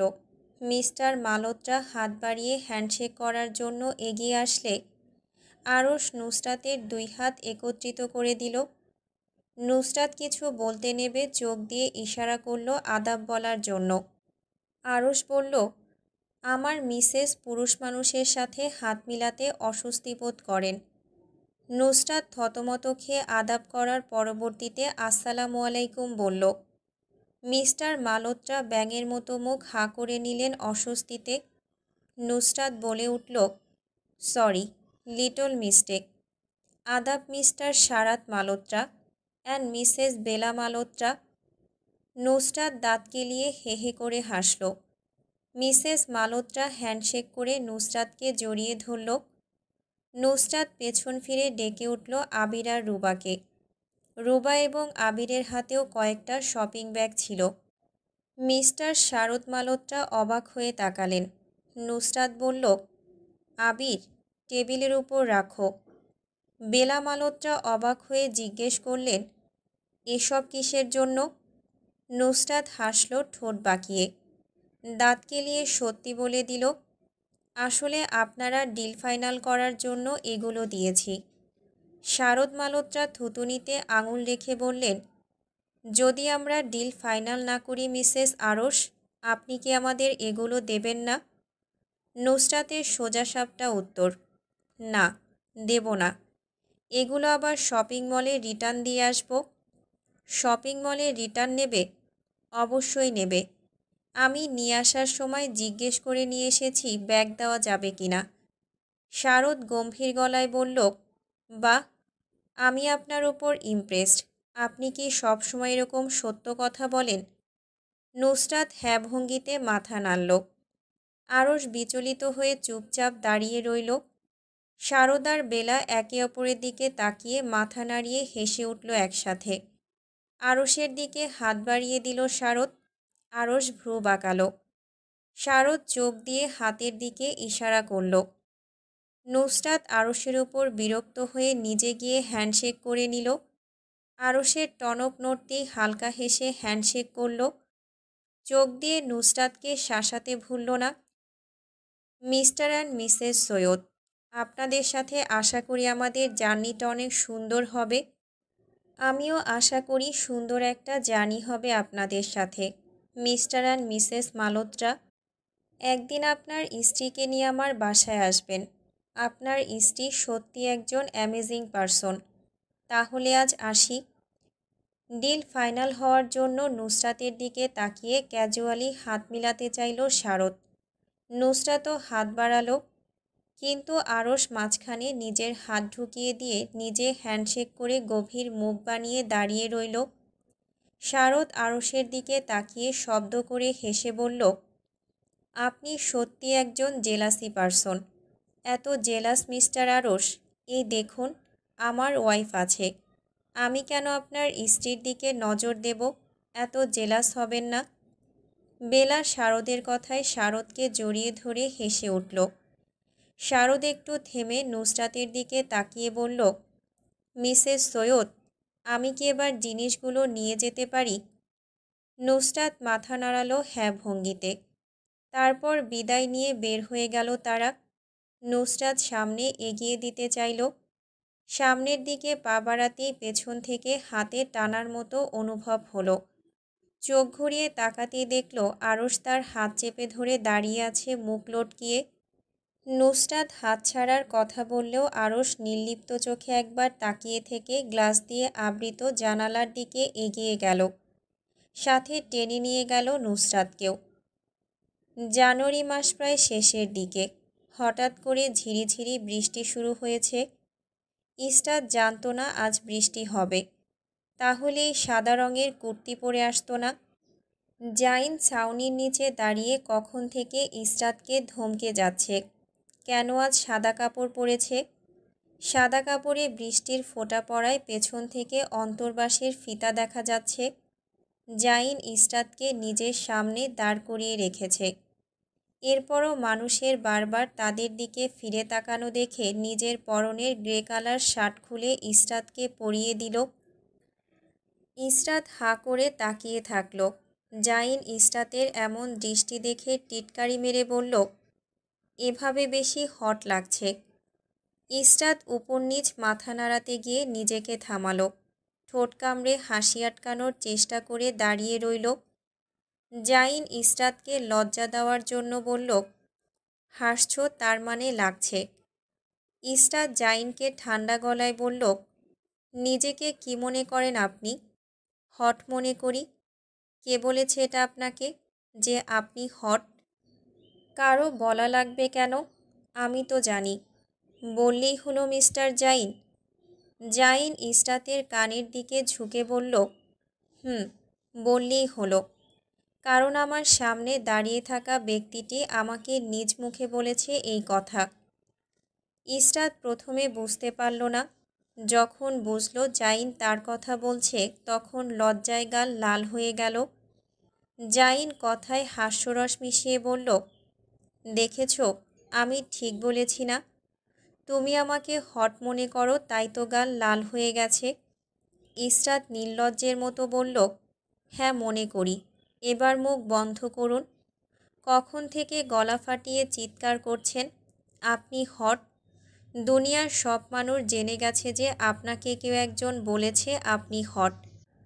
আর এরকম স্যান্ডো গেঞ্জি পরে দাঁড়িয়ে থেকে নিজেকে কি প্রমাণ করতে চাচ্ছেন? জাইন ঝুঁকে ইসরাতের ঘাড়ের কাছে নিজের থুতুনি রাখল। কোমর থেকে উদর পর্যন্ত দুই হাত দিয়ে পেঁচিয়ে ধরল। গলার আওয়াজ নিচে নামিয়ে ফিসফিস করে বলল, নিজেকে হট প্রমাণ করতে চাইছি। সৈয়দ বাড়িতে পিনপতন নীরবতা। দরজা খোলা, লাগানো শুধু ঠাস ঠাস শব্দ হচ্ছে। পর্দা সরিয়ে ইসরাতের রুমে মাথা ঢুকালো নুসরাত। চারিদিকে চোখ ঘুরিয়ে সেখানেও কিছুই পেল না। মুখের অবস্থা বিকৃত করে বুকের কাছে হাত ভাঁজ করে চোয়াল ঝুলিয়ে বসে রইল সোফার উপর। আরশ রুম থেকে ফ্রেশ হয়ে খাবার খাওয়ার জন্য নিচে নামল। নুসরাতকে চোখ মুখ বিকৃতি ঘটিয়ে বসে থাকতে দেখে চিন্তিত গলায় জিজ্ঞেস করল, কি হয়েছে? এভাবে নাক মুখ তুলে বসে আছিস কেন? নুসরাত কথার উত্তর দিল না। আরশ কিচেনের দিকে যেতে যেতে বলল, ভাত খেলে আয়। নুসরাত দুঃখ ভারাক্রান্ত মুখ নিয়ে মিনমিন করে বলল, খাবো না। কেন খাবি না? শরীর খারাপ? না। তাহলে? নুসরাত প্রচুর সিরিয়াসনেস নিয়ে বলল, একটা সিরিয়াস বিষয় হয়েছে। আরশ কৌতূহল নিয়ে বলল, কি সিরিয়াস বিষয়? আসলে ইসরাতকে বাড়িতে কোথাও খুঁজে পাওয়া যাচ্ছে না। আরশ নির্লিপ্ত গলায় বলল, এটা কোনো সিরিয়াস বিষয় হলো? নুসরাত বিস্ময়ে চোয়াল ঝুলিয়ে ফেলল। এটা সিরিয়াস বিষয় নয়। জাইন ইসরাত দুজন বাড়ি থেকে উধাও, আর এর কাছে মনে হচ্ছে সিরিয়াস বিষয় নয়। নুসরাত ব্যথাতুর গলায় বলল, এটা আপনার কাছে কোনো সিরিয়াস বিষয় মনে হচ্ছে না? ইসরাত আর জাইন বাড়ি থেকে উধাও, দুজনের রুমই খালি পড়ে আছে। অবশ্যই না। রুম খালি পড়েই তো থাকবে, কারণ ইসরাত আর জাইন চা বাগানে ঘুরতে গেছে। নুসরাত ৩৬০ ডিগ্রি অ্যাঙ্গেলে চোয়াল ঝুলিয়ে হাঁ করে তাকালো আরশের দিকে। বাংলা সিরিয়ালের মতো চিৎকার করে বলল, না, এ হতে পারে না, আমি বিশ্বাস করি না। আরশ নুসরাতকে পাত্তা না দিয়ে কিচেনে চলে গেল। প্লেটে ভাত বেড়ে নিজের জন্য নিয়ে এসে সোফায় বসতে যাবে নুসরাত বলল, আপনি আমাকে আগে বলবেন না? আরশ অবাক গলায় বলল, এটা কেন তোকে বলতে হবে? নুসরাত রাগী চোখে তাকালো আরশের দিকে, কথা বলল না। আরশ আদেশের স্বরে বলল, যা ভাত খা গিয়ে। এখানে বসে ঢং করা বন্ধ কর। খাবো না। কেন?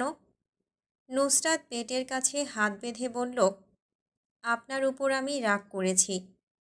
আরশ বিস্ময়ে চোয়াল ঝুলিয়ে ফেলল। হাঁ করা মুখ হাত দিয়ে বন্ধ করে বলল, আমি আবার কি করেছি যে আমার উপর তুই রাগ করেছিস? আপনি কি করেননি বলুন। আপনি বলেননি ওরা চা বাগানে গিয়েছে? আমাকে একবার না সেধে 1 প্লেট ভাত নিয়ে চলে এসেছেন শুধু নিজে খাওয়ার জন্য। আর কি বলবো আপনাকে? আপনার মানবতা দেখে আমি স্পিচলেস। মানবতা এই পৃথিবীতে আর বেঁচে নেই। নুসরাতের এত কথার পিঠে আরশ জিজ্ঞেস করল, ওরা ওখানে গিয়েছে এটা তুই আগে জানলে কি করতি? এটা এখন জিজ্ঞেস করছেন, আগে জিজ্ঞেস করলেন না কেন? আরশ নুসরাতকে এত কথা বলতে দেখে হাত জোর করে মুখের সামনে নিয়ে বলল, মাফ কর আমার মা, তোকে জিজ্ঞেস না করা আমার ভুল হয়েছে, আর এখন জিজ্ঞেস করেও ভুল করেছি। নুসরাত চোখা দৃষ্টিতে তাকালো। আরশের দিকে ভ্রুবাঁকা করে তাকিয়ে বলল, আচ্ছা, এখন বলি। আমি ওদের দুজনের মাঝখানে বসে ওখানে যেতাম। একা একা যে গেল, ওদের বিউটিফুল বিউটিফুল কাপল পিক এখন কে তুলে দেবে? আমি গেলে 2-1টা পিক তুলে দিতাম। আরশ ভ্রু কুঁচকে জিজ্ঞেস করল, তুই ওদের মাঝখানে বসে যাবি কেন? কাবাব মেয়ে হাড্ডি বলে কথা আছে না, আমি ওটাই হতাম। আপনি এই কথা আগে বলেননি কেন? ওরা চা বাগান গিয়েছে, তাই আপনার উপর আমি রাগ করেছি। আচ্ছা, রাগ করে থাক, কিন্তু ভাত খা গিয়ে। ভাতের ওপর রাগ করলে তো তারা আর ফিরে আসবে না। নুসরাত থুতুনিতে হাত রেখে ভাবল, সত্যিই তো, সে না খেলে তো ওরা ফিরে আসবে না। আরশ শালাটা ঠিক কথাই বলেছে। সামনের দিকে তাকিয়ে দেখল আরশ শার্টের হাতা গুটাচ্ছে, যাতে খাবার খাওয়ার সময় খাবারের মশলা শার্টে না লাগে। নুসরাত হাত বাড়িয়ে আরশের কোল থেকে প্লেট ছো মেরে নিয়ে আসলো। আরশের কোলের উপর পা রেখে নিজের পেছনে কুশন রেখে আরাম করে বসল। আরশ হতবিহ্বল হয়ে নুসরাতের দিকে তাকিয়ে আছে। কিছু জিজ্ঞেস করতে নেবে নুসরাত থামিয়ে দিয়ে বলল, হুম, কথা বলবেন না তো। আপনার গলা থেকে কথা বের হলেই মনে হয় আপনি হাউমাউ করে কথা বলছেন। কান ব্যথা করছে, সাথে এখন কথা শুনতেও ইচ্ছে করছে না। কিন্তু আমার খাবারের প্লেট তুই নিলি কেন? কারণ এটা আপনার শাস্তি। এখন আমি আপনার খাবার খাবো, আর আপনি বসে বসে দেখবেন আমার খাবার খাওয়া। আরশ কথা বলতে নিতেই নুসরাত ঠোঁটে আঙুল দিয়ে চুপ দেখালো। আরশ মুখ গম্ভীর করে বসে রইল। নুসরাত পা নাচিয়ে শুয়ে ভাত মাখাতে লাগল। আরশ গম্ভীর গলায় বলল, হাত ধুয়ে খা। নুসরাত মুখে ভাতের লোকমা পুরে বলল, আমি এসেই হাত ধুয়েছি, এখন কেন আবার হাত ধোবো? চুপ করে বসুন তো। আর এত কথা না বলে আমার পা দুটো টিপে দিতে তো পারেন। আরশ গম্ভীর চোখে তাকিয়ে চুপচাপ পা টিপে দিতে লাগল। নুসরাত আরশকে হাতের ইশারায় কাছে ডাকল। আরশ কাছে আসলো না। চুপচাপ নিচের দিকে তাকিয়ে কোলের উপর রাখা নুসরাতের পায়ের আঙুল টেনে দিতে লাগল। নুসরাত উঠে বসে আরশের কোল থেকে পা নামিয়ে আসন পেতে সোফায় বসল। এক লোকমা ভাত এগিয়ে দিল আরশের দিকে। আরশ চোখা দৃষ্টিতে তাকিয়ে রইল। আরে আমি হাত ধুয়েছি, আপনি চিন্তা করবেন না। আমার হাতে একটুও ময়লা নেই। যদি সন্দেহ থেকে থাকে তাহলে খাবার খাওয়ার পর একটু স্যানিটাইজার খেয়ে নেবেন, কেমন? আরশ হতবিহ্বল হয়ে গেল।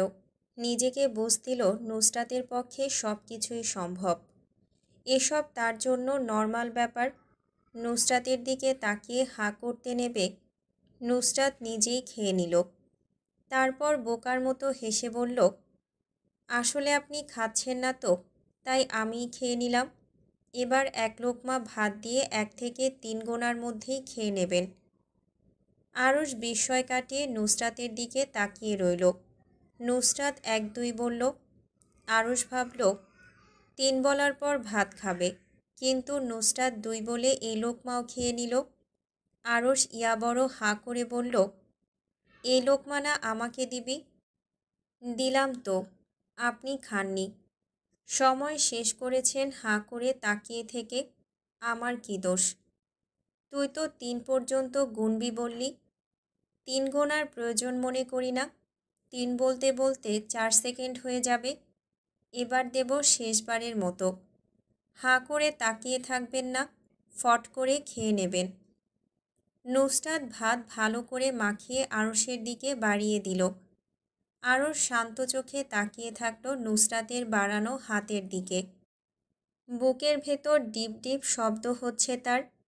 হৃৎপিণ্ডের অস্বাভাবিক ধুকধুক শব্দ আরশের কানে লাগল। নুসরাতের দিকে একবার দ্বিধা নিয়ে তাকালো। নুসরাত কি শুনছে তার বুকের ভেতর ধুকধুক ঢোল পিটিয়ে চলা হৃৎপিণ্ডের ধ্বনি? তারই অস্থিরতা কি নুসরাত অবলোকন করছে? না করলে না করুক, সে বেঁচে যাবে। হায় আল্লাহ, এসব কি হচ্ছে তার সাথে? বুক কাঁপছে কেন? এ কেমন অনুভূতি? আরশের ভেতর থেকে কেউ বলল, তুই ফেঁসে গিয়েছিস আরশ। এখান থেকে বাঁচার আর কোনো উপায় নেই তোর। নিজের হারের জন্য প্রস্তুতি শুরু কর, সময় শুরু হচ্ছে এখন, এই মুহূর্ত থেকে। নুসরাত নির্লিপ্ত হয়ে বসে তার দিকে তাকিয়ে আছে। চোখ দিয়ে ইশারা করছে ভাতের লোকমা মুখে নেওয়ার জন্য। আরশ বুকের বাপার শার্টের উপর থেকে চেপে ধরল, যাতে শব্দ বাহিরে বের না হয়। বিড়বিড় করল, আমি ফেঁসে গিয়েছি। যেই সেই ফাঁসাফাঁসিনি, কারোর মায়ায় ফেঁসে গিয়েছি। আরশ নিষ্পলক দৃষ্টিতে নুসরাতের দিকে তাকিয়ে আছে। নুসরাত বিরক্ত হয়ে হাত নামিয়ে নিল।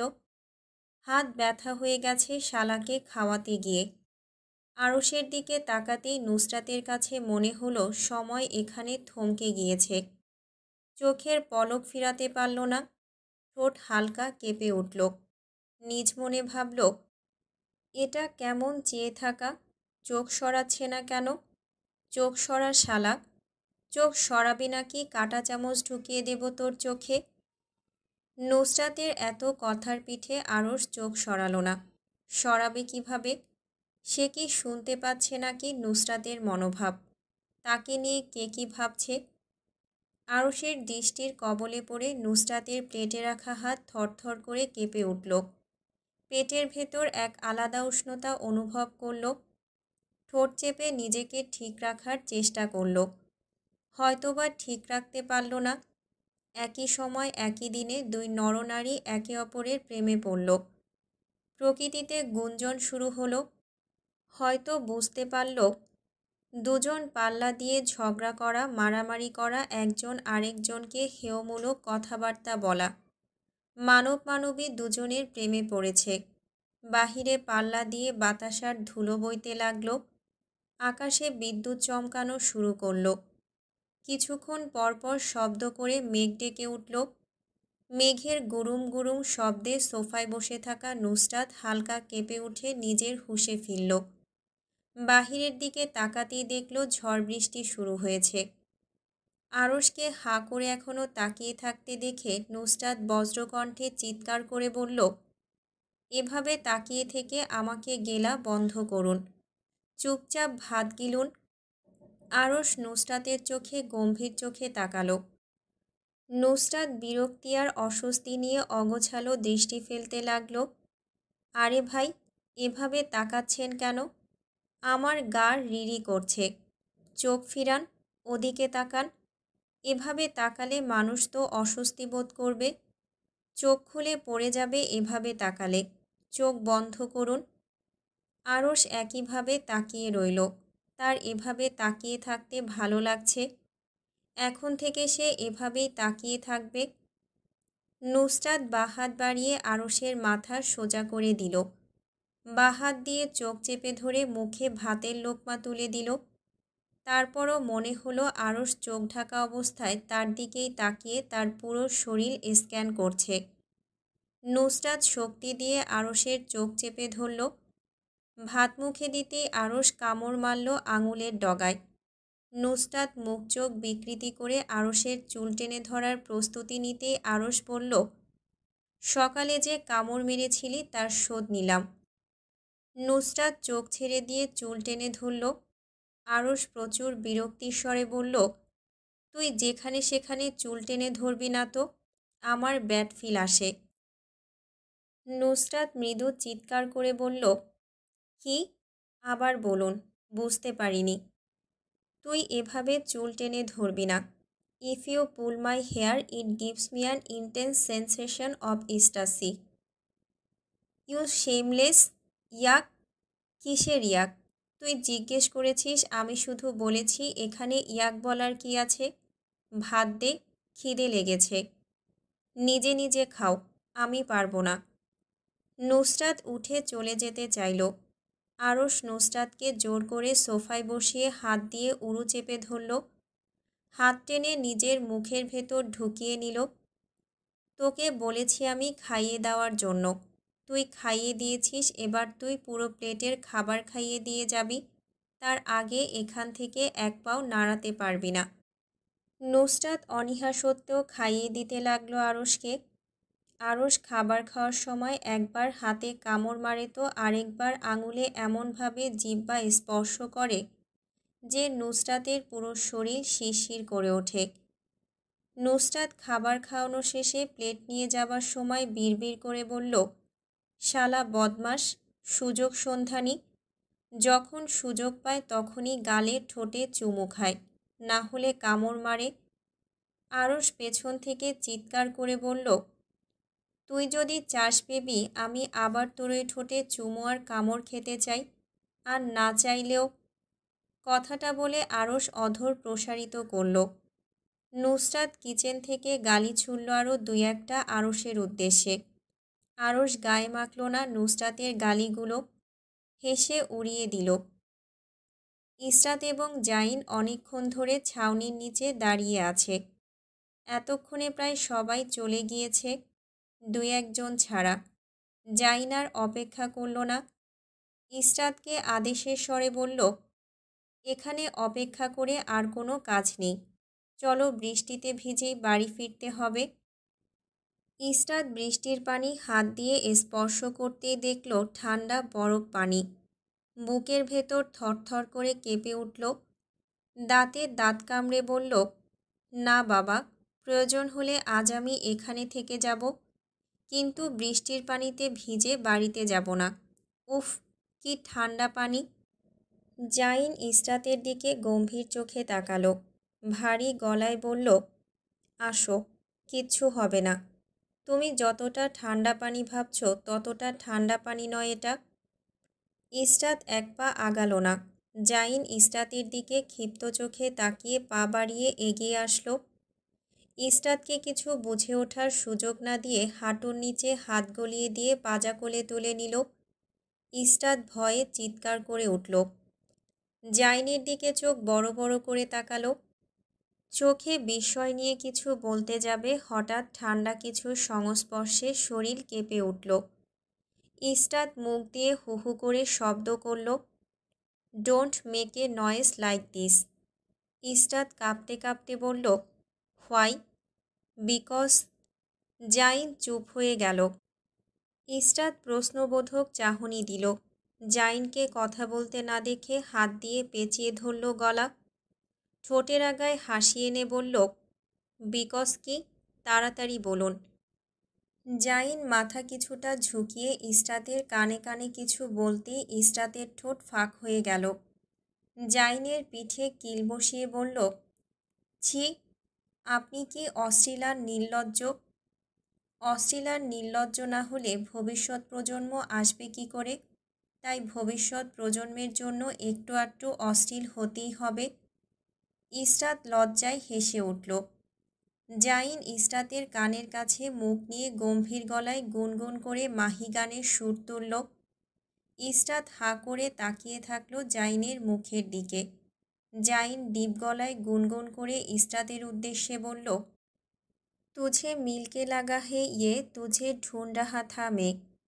मेरे माही तू आजा मेरे माही।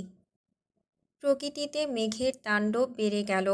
জাইনের গম্ভীর গলার আওয়াজ ঢাকা পড়ল বৃষ্টি পড়ার ছন্দে। দূর থেকে গাছপালা এলোমেলোভাবে ঘূর্ণন করতে লাগলো। বৃষ্টির শীতল পানি ছুঁয়ে দিয়ে যেতে লাগলো ইস্টাতার জাইনের শরীরকে। জাইনের গম্ভীর গলার গান চোখ বন্ধ করে অনুভব করতে লাগলো ইস্টাত। সে সব সময় চাইতো লাইফ পার্টনারের সাথে বৃষ্টিতে ভিজতে, বৃষ্টির মাঝে একে অপরের হাত ধরে হাঁটতে, বৃষ্টির মধ্যে নিজেদের অনুভূতিগুলো একে অপরের সাথে ভাগাভাগি করে নিতে, নিজেদের দুঃখগুলো বৃষ্টির পানির সাথে ভিজিয়ে দিয়ে নতুন করে সব কিছু শুরু করতে। সে এর থেকে বেশি কিছু আশা করেনি। আল্লাহর কাছে সে যা চেয়েছে তার থেকে দ্বিগুণ বেশি আল্লাহ তাকে দিয়েছেন। আল্লাহ তাআলা উত্তম পরিকল্পনাকারী, তা আবারও প্রমাণ হয়ে গেল। রাত 10টার সময় ইস্টাতার জাইন বাড়ির চৌকাঠ পার করল। বৃষ্টিতে ভিজে দুজনের অবস্থা নাজেহাল, চোখ মুখের অবস্থা করুণ। দুজনের চোখ লাল হয়ে জ্বালা করছে। চোখ দিয়ে গরম পানি বের হওয়ার জন্য লিপি বেগম আদেশ দিলেন ভিজা কাপড় তাড়াতাড়ি ছেড়ে গরম কিছু খাওয়ার জন্য, না হলে জ্বর আসবে। কিন্তু জ্বর সে তো কখন এসে বাসা বেঁধেছে দুজনের উপর। পরের দিন সকালবেলা গা কাঁপিয়ে ইস্টাতার জাইনের জ্বর আসলো। জ্বরে অর্ধজ্ঞান হয়ে বিছানায় পড়ে রইল। 2 দিনের জ্বরে হালকা রোগা হয়ে গেল জাইন। ইস্টাতের চোখের নিচে গাঢ় ডার্ক সার্কেল পড়ল। এর কয়েকদিন পর একটু একটু করে ইস্টাতার জাইনের শরীর ঠিক হলো। অসময়ে জ্বর হওয়ায় একটু দেরি করে জ্বর ছাড়ল দুজনের। জ্বরের জন্য সবাই জাইনকেই ধমকালো। কেন সে বৃষ্টিতে ভিজে বাড়িতে এসেছে? কোনো জায়গায় রুম ভাড়া নিয়ে এক রাতের জন্য স্টে করলেই তো পারত। এত তাড়াহুড়ো করে বাড়ি ফেরার কী প্রয়োজন ছিল? ইস্টাতার জাইন সুস্থ হওয়ার 1 সপ্তাহ পর পারিবারিকভাবে প্ল্যান হলো আগামী বৃহস্পতিবার ফ্যামিলি ট্যুরে যাওয়া হবে। ফ্যামিলি ট্যুর দেওয়ার আইডিয়াটা হেলাল সাহেব আর নাসির সাহেবের। অনেক দিন পরিবার নিয়ে ঘুরতে যাওয়া হয় না, তাই এই প্ল্যান। সবাই রাজি হয়ে গেল পারিবারিক ট্যুরের জন্য। নিজেদের প্রয়োজনীয় জিনিস গুছিয়ে নিল চট্টগ্রাম সমুদ্র সৈকত ট্যুরের উদ্দেশ্যে। বুধবার দিন রাতে কাপড় গোছাতে গিয়ে আরশ আর নুসরাতের মধ্যে তুমুল ঝগড়া লাগলো। ঝগড়ার কারণ ফ্যাশন সেন্স কার ভালো। নুসরাত বলল তার ফ্যাশন সেন্স ভালো। আরশ বলল তার ভালো নুসরাতের তুলনায়। নুসরাত চিৎকার করে বলল, আমি বলেছি না কার্গো প্যান্টের সাথে এই টি শার্টটা মানাবে? আপনার ফ্যাশন সেন্সের যাতা অবস্থা দেখছি। আরশ মুখ ভেঙিয়ে বলল, এ আরসে আমার ভালো ফ্যাশন সেন্সওয়ালি। কানের নিচে এমন একটা চটকানা দেব, বেশি বেশি কথা বলা একেবারে বন্ধ হয়ে যাবে। নুসরাত তর্জনী আঙুল তুলে ঠোঁটে রাখল। আরশকে চুপ করার জন্য ইশারা করল। আরশ নুসরাতকে তাকে শাসাতে দেখে রেগে গেল। তুই আমার বড় নাকি আমি তোর বড়? আমাকে চুপ করতে বলছিস? বড় ভাইকে চুপ করতে বলতে তোর বিবেকে বাধে না? নুসরাত চোখ ছোট ছোট করে বলল, না, বাধে না। কে বড় ভাই? আমি এখানে কোনো বড় ভাইকে তো দেখতে পাচ্ছি না। নুসরাত চোখের পাতা ঝাপটিয়ে বলল, কোথায় কোথায় বড় ভাই? কে এই বড় ভাই? কি তার পরিচয়? আরশ বিড়বিড় করে বলল, কানা হলে তো দেখতে পাবি না। নুসরাতকে এক প্রকার ঠেলে সরিয়ে দিল লাগেজের কাছ থেকে। যা তো, সর এখান থেকে। আমাকে প্যাকিং করতে দে। নিজের লাগেজ নিজে প্যাকিং কর গিয়ে। আমার কাপড় গোছাতে এসে মাস্টারি করবি না। নিজের ফ্যাশন সেন্স নিজের কাছে রাখ, আমার দরকার নেই। নুসরাত কিছুক্ষণ চুপচাপ আরশের দিকে তাকিয়ে রইল। আরশ এত নীরব দেখে বুঝল না ঘূর্ণিঝড় আসার সম্ভাবনা। নুসরাতকে পাত্তা না দিয়ে সুন্দর করে ভাঁজ করে কাপড় লাগেজে রাখতে লাগলো। পেছন ফিরে শেভিং ফোম, জেল, চিরুনি হাতে নিল লাগেজে রাখার জন্য। আরশের ওদিকে তাকানোর সুযোগ নিয়ে নুসরাত লাথি মেরে দিল লাগেজে। লাগেজ গিয়ে উল্টে পড়ল দরজার সামনে। পড়তে পড়তে একেবারে দেয়ালের সাথে আঘাত লাগলো, ফলে লাগেজের হ্যান্ডেল ভেঙে গেল। আরশ হাঁ করে তাকিয়ে রইল লাগেজের দিকে। নুসরাতের এক লাথিতে লাগেজে গুছিয়ে রাখা কাপড়গুলো ছড়িয়ে ছিটিয়ে চারদিকে পড়ে গেল। আরশ ঘুরে তাকাতেই লাগেজের করুণ অবস্থা দেখে তার চোয়াল রাগে শক্ত হয়ে গেল। নুসরাত লাগেজের দিক থেকে চোখ সরিয়ে তখন আরশের দিকে তাকালো। ক্ষুব্ধ আরশ নুসরাতের বুকের কাছে ধাক্কা দিল। নুসরাত সামান্য পিছিয়ে গেল, কিন্তু নির্লিপ্ত চোখে তাকিয়ে রইল আরশের দিকে। সে মাথা কাত করে ভালো করে দেখল আরশের চোয়াল শক্ত হয়ে আছে, রাগে মুখটাও কঠিন হয়ে গেছে। কিন্তু এত রাগ দেখেও নুসরাতের মুখে কোনো ভাবান্তর ঘটল না। আরশ নুসরাতকে ধাক্কা মারতে মারতে পেছনের দিকে নিয়ে যেতে লাগলো। নুসরাত রোবটের মতো পেছনের দিকে গেল। আরশও পা বাড়িয়ে এগিয়ে যেতে লাগলো ধাক্কা দিয়ে নুসরাতের সাথে। নুসরাতের এত নির্লিপ্ততা আরশের সহ্য হলো না। রাগে দাঁতে দাঁত পিষল। হালকা ঝুঁকে দাঁত খিচিয়ে কামড় বসিয়ে দিল নুসরাতের গলার মধ্যে। আকস্মিক আরশের এমন কাজে নুসরাত চোখ বড় বড় করে তাকালো। আরশ এক হাত গলিয়ে দিল ঘাড়ে, আরেক হাত কোমরে রেখে নুসরাতের শরীর ছুঁই ছুঁই হয়ে দাঁড়ালো। ঠোঁট কামড়ে শয়তানি হাসি হাসল। Beating you up won't do any good, come let's have some dirty romance. নুসরাতের কান ঝাঝা করে উঠল। ঠোঁট ফাঁক হয়ে গেল আরশের নির্লজ্জতা দেখে। চোখ তীক্ষ্ণ করে তাকিয়ে বুঝতে চাইল আরশ সিরিয়াসনেস নিয়ে বলছে নাকি শালা এমনি এমনি বক বক করছে, ডার্টি রোমান্স করতে চায়। নুসরাত ঠোঁট কামড়ে হাসল। আরশের দিকে তাকিয়ে ভ্রু উঁচিয়ে বলল, আপনার 14 গোষ্ঠীর একটাও ডার্টি রোমান্স করেছে? আরশ গলার স্বর নামিয়ে নিল। হাসকি স্বরে বলল, আমার 14 গোষ্ঠীর একটাও ডার্টি রোমান্স করেনি বলে আমিও কি করতে পারবো না? রেডি হ ডার্টি রোমান্সের জন্য। নুসরাত রাগে কপাল দিয়ে আরশের কপালে ধুম করে মেরে দিল। আরশ নুসরাতকে ছেড়ে দিল না। দাঁত দিয়ে কামড় মারল নুসরাতের নাকে। নুসরাত ধুমধুম করে কিল বসালো আরশের পিঠে। আরশ নুসরাতকে এক হাত দিয়ে চেপে কাবাডের সাথে চেপে ধরে কলার বনের কিছুটা উপরে দাঁত বসিয়ে দিল। কেউ কাউকে ছাড়ল না আজ। নুসরাত আরশের চুল টেনে ধরল। আরশও চুল টেনে ধরল নুসরাতের। রাগের বহিঃপ্রকাশ ঘটালো এবার। এতক্ষণ দাঁত কামড়ে রাগ কন্ট্রোল করার চেষ্টা করলেও এবার চিবিয়ে চিবিয়ে বলল, তুই আমার লাগেজ লাথি মেরে উল্টে ফেলে দিয়েছিস কেন? ভালো করেছি, বেশ করেছি। আবার সামনে পেলে আপনার লাগেজ উস্টা মেরে নর্দমায় ফেলে আসব। আরশের মাথায় রাগ চড়ে বসল। নিজেকে সামলানোর ব্যর্থ চেষ্টা করল। নুসরাতের 2 হাত উপরের দিকে তুলে চেপে ধরল কাবাডের সাথে। নুসরাত হাত ছুটাতে চাইল। আরশ শক্ত করে ধরে রাখল। হাত ছোটাতে না পেরে কপাল দিয়ে আরশের কপালে ধুমধুম করে মারল। আরশ ব্যথায় নাক কুঁচকে নিল। নুসরাতের সবচেয়ে দুর্বল জায়গা নাকে কপাল দিয়ে আঘাত করল। হঠাৎ করে নাকে কপাল দিয়ে আঘাত করায় নুসরাত নির্বাক হয়ে গেল। কিছুক্ষণ হাঁ করে থাকার পর চিৎকার করে উঠল। কিছু সেকেন্ডের ভিতর নাক মুখ খিঁচে নিল। চোখ বেয়ে এক ফোঁটা জল চিবুক বেয়ে গড়িয়ে পড়ল। ঠোঁট হালকা কেঁপে উঠল। নাকের ব্যথায় হাঁসফাঁস করে শ্বাস নিতে লাগল। আরশ হাঁ হয়ে তাকিয়ে রইল। সে তো ধীরে মারতে চেয়েছিল, কিন্তু এত জোরে লেগে যাবে সে ভাবতেও পারেনি। আরশ অন্য ভাবনায় বিভোর হতেই হাত একটু ঢিলে হয়ে গেল। আরশের হাত ঢিলে হতেই নুসরাত হাত ছাড়িয়ে এনে নাক চেপে ধরল। নাক চেপে ধরে পিঠ ঘেঁষে বসে গেল কাবাডের সাথে। নাকের ব্যথায় কেঁদে উঠল। হাত দিয়ে মুখ চেপে ধরল যাতে শব্দ বের না হয় মুখের বাহিরে। আরশ হাঁ করে তাকিয়ে থাকল। এটা কি করল সে? রাগে চুল টেনে ধরল নিজের। সে আবার রাগের মাথায় সব শেষ করে দিচ্ছে। উফ, সেই রাগ নিয়ে কি করবে? নুসরাতের ফুঁপিয়ে কান্নার আওয়াজ ধীরে ধীরে বাড়তে লাগলো।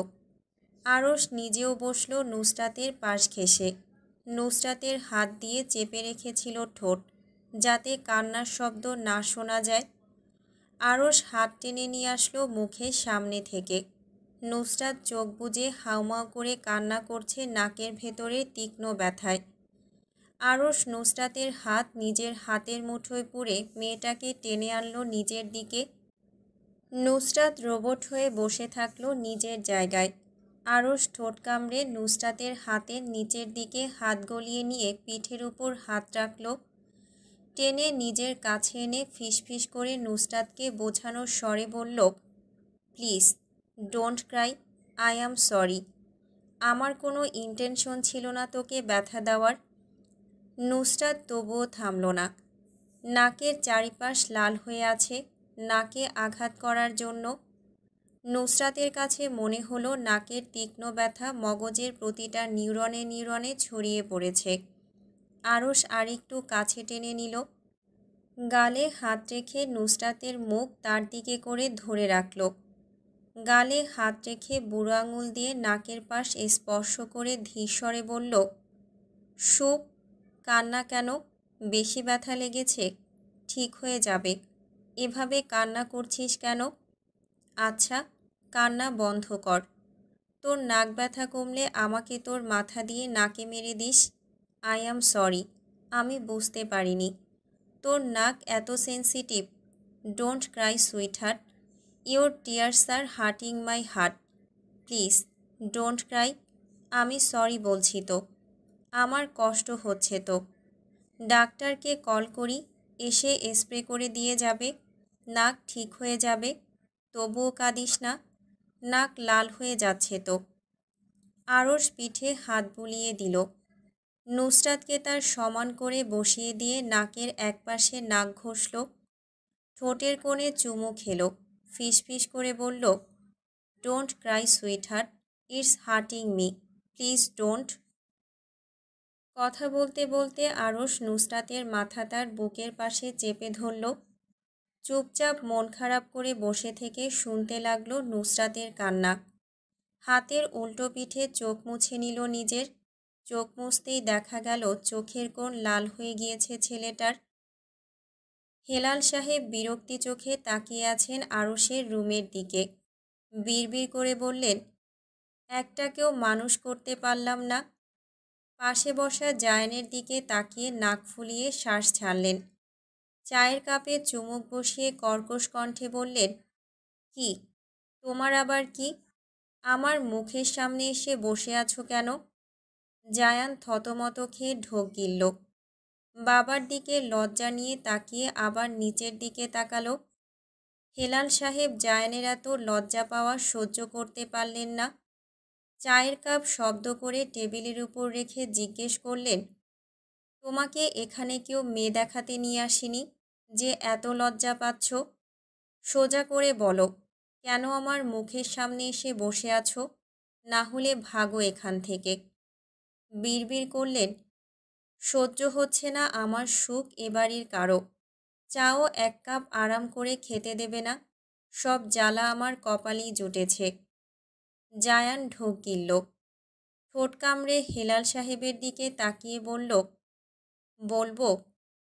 হেলাল সাহেব চিরবির করা গলায় বলল, না বললে না বলো, যাও সরো, ডিস্টার্ব করো না তো। একটু এনজয় করতে দাও আমাকে আমার রিটায়ার্ড লাইফ।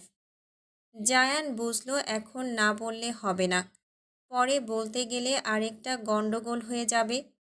যা বলার এখনই বলতে হবে। জায়ান লজ্জা শরমের মাথা খেয়ে বলল, আসলে ইনায়াকে কখন বাড়িতে তুলবে? সেদিন না বললে খুব তাড়াতাড়ি তুলে ফেলবে। হেলাল সাহেব খ্যাক খ্যাক করে উঠলেন। জায়ানকে ধমকে উঠলেন, তুমি বাড়ির পরিস্থিতি দেখছো, সব কেমন হয়ে আছে? তোমার লজ্জা লাগছে না বাপকে এসে বউকে ঘরে তোলার কথা বলতে? জায়ান ফোড়ন কেটে বলল, জি দেখছি, সব তো ঠিকই আছে, আর লজ্জা পাবো কেন? আমার ছোট ভাইয়ার সাথেরটা বিয়ে করে সংসার করছে, আর আমি এখনো বিবাহিত সিঙ্গেল ঘুরছি। হেলাল সাহেব চা হাতে নিলেন, চুমুক দিয়ে ঠান্ডা চা দেখে ধমকানো স্বরে ডেকে উঠলেন, লিপি, এই লিপি, আরেক কাপ চা নিয়ে আসো তো। চা ঠান্ডা হয়ে গিয়েছে। জায়ানের সাথে কথা বলতে গিয়ে জায়ানের দিকে তীক্ষ্ণ দৃষ্টি ছুড়ে দিলেন। গলা পরিষ্কার করে নিয়ে কর্কশ গলায় বললেন, দেখছো বাড়ির পরিবেশ কেমন হয়ে আছে। তোমার ছোট ভাই তো বউকে সামলাতে গিয়ে নিজেই মার খাচ্ছে বউয়ের হাতে, আবার বউকে পিটাচ্ছেও। আর বড় ভাইকে তো বউ আঙুল দিয়ে নাচাচ্ছে। বউ যেদিকে যায় তোমার বড় ভাইও সেদিকে যায়। ও যাই হোক, তোমাকে একটা অ্যাডভাইস দিচ্ছি। সিঙ্গেল আছো, এনজয় করো। বউ আসলেই তোমার ডানা কেটে ওই ফ্যানের সাথে বেঁধে দেবে।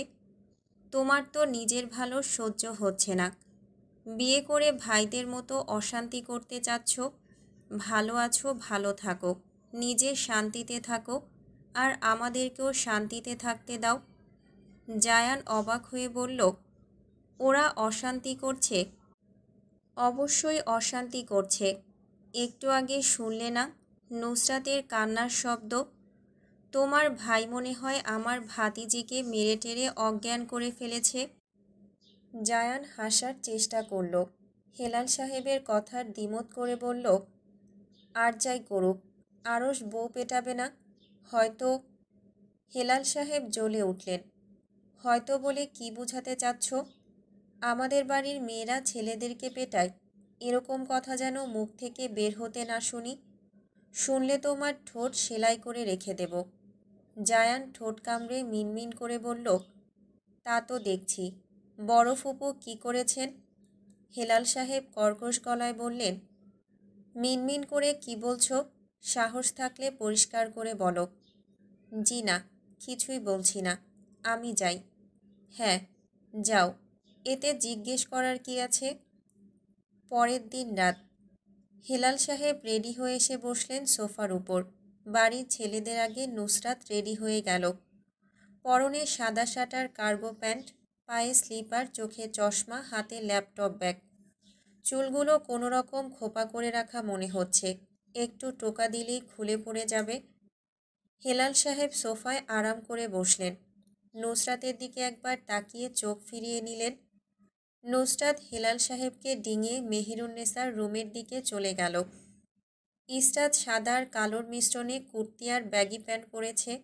গলায় চেরি জর্জেটের কালো ওড়না, পায়ে ফ্ল্যাট জুতো, কাঁধ ঘেঁষে ছোট্ট একটা ব্যাগ। ইসরাতকে নিচতলায় আসতে দেখে হেলাল সাহেব ইসরাতকে ডেকে নিজের পাশে বসালেন। ইসরাত ঠোঁট এলিয়ে হাসল হেলাল সাহেবের পাশে বসে। হেলাল সাহেবও হাসলেন। আরশ, জাইন আর জায়ান একসাথে নামল। আরশ ডার্ক রেড কালার শার্ট আর কালো প্যান্ট ইন করে পরেছে, তাই শার্টের উপর দিয়ে সুঠাম দেহের অব্যয় দেখা যাচ্ছে। আরশ শার্টের হাতা গুটিয়ে পকেট থেকে মোবাইল বের করে মোবাইল কানে ধরে বাহিরের দিকে পা বাড়ালো। জাইন বড় বড় পা ফেলে এগিয়ে এসে হেলাল সাহেবের সামনের সোফায় পায়ের উপর পা তুলে হাতে মোবাইল নিয়ে নির্লিপ্ত হয়ে বসল। হেলাল সাহেব কেশে মনোযোগ নেওয়ার চেষ্টা করলেন জাইনের। জাইন নির্লিপ্ত, মোবাইলের দিকে চোখ তার, এমনভাবে বসে রইল যেন তার আশেপাশে একটা কাকপক্ষীরও উপস্থিতি নেই। হেলাল সাহেব যখন কেশে জাইনের কাছ থেকে মনোযোগ নিতে ব্যর্থ হলো, তখন নাক ফুলিয়ে গর্জন করে উঠলেন, কি? জাইনের ভারী গলার স্বর, কি? হেলাল সাহেব থতমত খেয়ে ঢোক গিললেন, ঠোঁট ফুলিয়ে বললেন, আমি তোমার বাপ না, তুমি আমার বাপ। জাইনের নির্লিপ্ত উত্তর, আপনি জানেন না? হেলাল সাহেব দমে গেলেন না। জাইনকে ধমক দিয়ে বললেন, পা নামিয়ে বসো। দিনকে দিন বেয়াদব অসভ্য হয়ে যাচ্ছ। বাপের সামনে পা তুলে বসো। জাইনের ভাবাবেগ হলো না, ঠোঁট কামড়ে মোবাইল স্ক্রল করতে লাগলো। হেলাল সাহেব ছেলের কাছ থেকে পাত্তা না পেয়ে মিনমিন করে বললেন, নাসিরের ছোট মেয়েটার সাথে থেকে এরই অধপতন। হেলাল সাহেবের কথা জাইনের কানে গেল। বাবার কথা শুনে জাইন ভ্রু কুঁচকে নিল। বাবার দিকে তাকিয়ে ভ্রু দিয়ে ইশারা করল। তারপর বলল, কি বললেন? আবার বলুন। মিনমিন করে কথা বলবেন না, আমি বুঝতে পারি না। হেলাল সাহেব উঠে দাঁড়ালেন। সবাইকে আসতে দেখে জাইনের কথা ইগনোর করলেন। সবার দিকে তাকিয়ে বললেন, সবাই সব কিছু লাগেজে নিয়েছ? সবাই মাথা নাড়ালেন। হেলাল সাহেব চোখ ঘুরালেন। চোখ দিয়ে খুঁজলেন কাঙ্ক্ষিত ব্যক্তিকে। হয়তো কাঙ্ক্ষিত ব্যক্তিকে খুঁজে পেলেন না, তাই চোখে মুখে নিরাশা ভেসে উঠল। নাকের উপর থেকে চিকন লেন্সের চশমা উপরের দিকে ঠেলে দিয়ে ভারী আওয়াজে ডেকে উঠলেন, আম্মা, কোথায় তুমি? সবাই চলে আসছে, তোমার এখনও শেষ হয়নি।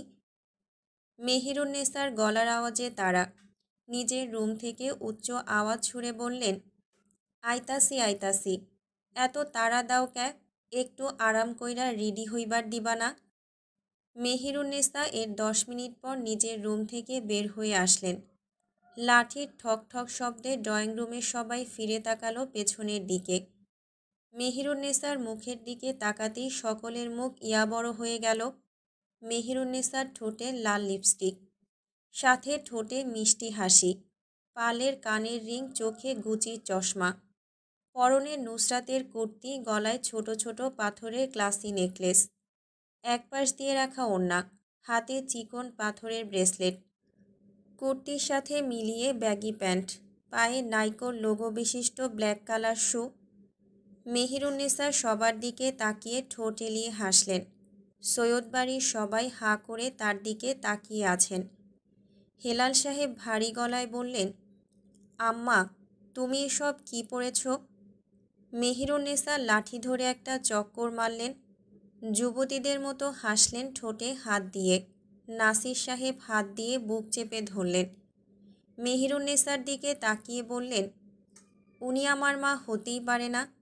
নাজমিন বেগমের কানে কানে বললেন, আম্মার কিছু কি হয়েছে মনে হচ্ছে? পাগল হয়ে গেলেন নাকি আম্মা? নাজমিন বেগম বিস্ময় নিয়ে বললেন, আমার কাছে তো তাই মনে হচ্ছে। এরকম অদ্ভুত সাজসজ্জা আম্মা কেন করেছেন? নাসির সাহেব দুই কাঁধ তুলে বললেন, আমি কি করে জানব? নাজমিন বেগম থুতুনিতে হাত রেখে বললেন, তাই তো। হেলাল সাহেব ঢোক গিললেন। মায়ের দিকে পূর্ণ দৃষ্টি দিয়ে বললেন, আম্মা, এসব পড়তে তোমায় কে বলেছে? তোমাকে এসব পরে কীরকম দেখাচ্ছে? প্লিজ চেঞ্জ করে আসো, আমরা ততক্ষণ অপেক্ষা করছি। মেহেরুন্নেসা ছ্যাঁত করে উঠলেন। হেলাল সাহেবকে শাসানো গলায় বললেন, তুমি স্টিলিংয়ের কি বুঝছ? আমারে এইভাবে কত সুন্দর লাগতাছে তা আমি আয়নায় দেখা আইছি। তোমার কথা আমি ক্যা শুনমো? তুই তো আমারে সুন্দর দেখা জিদ করতাছস। মানুষ যখন কইব এই বয়সে আপনার মায়া তো ফিটিং আর আপনি এমন ভোটকা ক্যা? মায়ের মতো সুন্দর হইলেন না ক্যা? তখন তো উত্তর দিবার পারবা না। সব বুঝঝা লইছি আমি হেলাল। তুমি যে আমারে ঈর্ষা করতাছ তা তোমার মুখ দেখাই বোঝা যাইতাছে। হেলাল সাহেব মেহেরুন্নেসাকে বুঝাতে ব্যর্থ হয়ে দীর্ঘশ্বাস ফেললেন। মেহেরুন্নেসার দিকে তাকিয়ে বললেন, তোমাকে এসব ঢঙে কে সাজিয়ে দিয়েছে? বলুম না। হেলাল সাহেব বললেন, কেন? বুকের কাছে হাত বেঁধে মেহেরুন্নেসা বললেন, তুই আমার স্টিলিংকে ঢং কইতাছস ক্যা? তাই বলুম না। আচ্ছা, আমার কথা ফিরিয়ে নিচ্ছি। এবার বলো কে তোমাকে সাজিয়ে দিয়েছে? নুসরাত তখন পেছন থেকে বের হয়ে আসলো। মেহেরুন্নেসার কানে ফিসফিস করে বলল, ওদের কথায় কান দিও না দাদা, তোমাকে অনেক সুন্দর লাগছে। এরা স্টাইলের কি বোঝে? এখনকার মেয়ে, যুবতী, কিশোরী সবাই এসব কাপড় পরে। ফ্যাশন বুঝছো? ফ্যাশন। ওদের ফ্যাশন সেন্স বলতে মাথায় ডাব্বা আছে। মেহেরুন্নেসা গলা পরিষ্কার করে বললেন, কি কইতাছিলি না? হেলাল সাহেব কিছু বলার পূর্বেই মেহেরুন্নেসা থামিয়ে দিয়ে বললেন, হ হ, মনে পড়ছে। আমার একে স্টিলিং কইরা দিছে তাই না? হেলাল সাহেব মাথা নাড়ালেন। মেহেরুন্নেসা হাত দিয়ে নুসরাতকে তার পাশে দাঁড় করিয়ে দিলেন। হেলাল সাহেব যা বোঝার বুঝে গেলেন, এটা নুসরাতের কাজ। নুসরাতের দিকে তীক্ষ্ণ চোখে তাকাতেই মেহেরুন্নেসা বললেন, ওর দিকে এইভাবে তাকাস ক্যাক? হেলাল সাহেব মেহেরুন্নেসার কথার জবাব না দিয়ে বললেন, তুমি আম্মাকে এভাবে কাপড় পরিয়ে দিয়েছ? নুসরাত চোখের চশমা ঠেলে নাকের উপর তুলে উপর নিচ মাথা নাড়ালো। ইসরাত মাথায় হাত দিল। এই মেয়েকে নিয়ে সে কী করবে? এটা এরকম কেন? এই বয়সের একজন বয়স্ক মহিলাকে কার্টুন সাজিয়ে দিয়েছে। নুসরাতটা পারেও বটে। ঝর্ণার রোহিণী ঠোঁট টিপে হাসল। সোহেদ হাসি আটকানোর চেষ্টা করে হাস্যরস গলায় বলল, ভাই বাদ দিন না, আম্মা এভাবে থাকতে স্বাচ্ছন্দ্য বোধ করলে আমরা বলে কি হবে? উনি যা ভালো বোঝেন তাই করুক। সোহেদের কথা শুনে হেলাল সাহেব বড় বড় পা ফেলে বাহিরের দিকে পা বাড়ালেন। লুৎফা বেগম নুসরাতের উদ্দেশ্যে বললেন, আমাকে সাজিয়ে দিলি না কেন? নুসরাত চশমা ঠিক করতে করতে বলল, তুমি বলেছিলে আমাকে। লুৎফা বেগম রুষ্ট চোখে তাকালেন মমর দিকে। মমর ঠোঁট উল্টে বলল, আমি আবার কি করলাম? আমার দিকে এভাবে তাকাচ্ছ কেন? লুৎফা বেগম রাগ করে বের হয়ে গেলেন। নুসরাত বলল, যা বাবা, রাগ করে ফেলল। একে একে সবাই বাড়ি থেকে বের হয়ে গেল। সোহেব লাইট দরজা জানালা চেক করলেন ভালো করে লাগানো হয়েছে কিনা। চেক করার শেষে মেইন ডোরে বড় একটা তালা লাগিয়ে দিলেন। গাড়ি আলাদা করে ভাড়া করে নেওয়া হয়েছে। ভাড়া করা গাড়িতে নিজেদের সকল প্রয়োজনীয় জিনিস তোলা হলো। এত রাতে গাড়ি চালানো বিপজ্জনক হতে পারে, তাই হেলাল সাহেবের আদেশে 3টা 7 সিটের গাড়ি বুক করা হয়েছে। প্রথম গাড়িতে হেলাল সাহেব, লিপি বেগম, নাসির সাহেব, নাজমিন বেগম, জায়ান, অনিকা আর মেহেরুন্নেসা। দ্বিতীয় গাড়িতে রোহিণী, আরিশা, আহান, সৈয়দ, সোহেব, ঝর্ণা আর লুৎফা। তৃতীয় গাড়িতে জাইন, ইসরাত, আরশ, নুসরাত, মমো আর ইরহাম। নুসরাত আরশের সাথে না যাওয়ার জন্য প্রথম গাড়িতে উঠে বসল। নাসির সাহেব ধমকে পাঠিয়ে দিলেন শেষের গাড়িতে।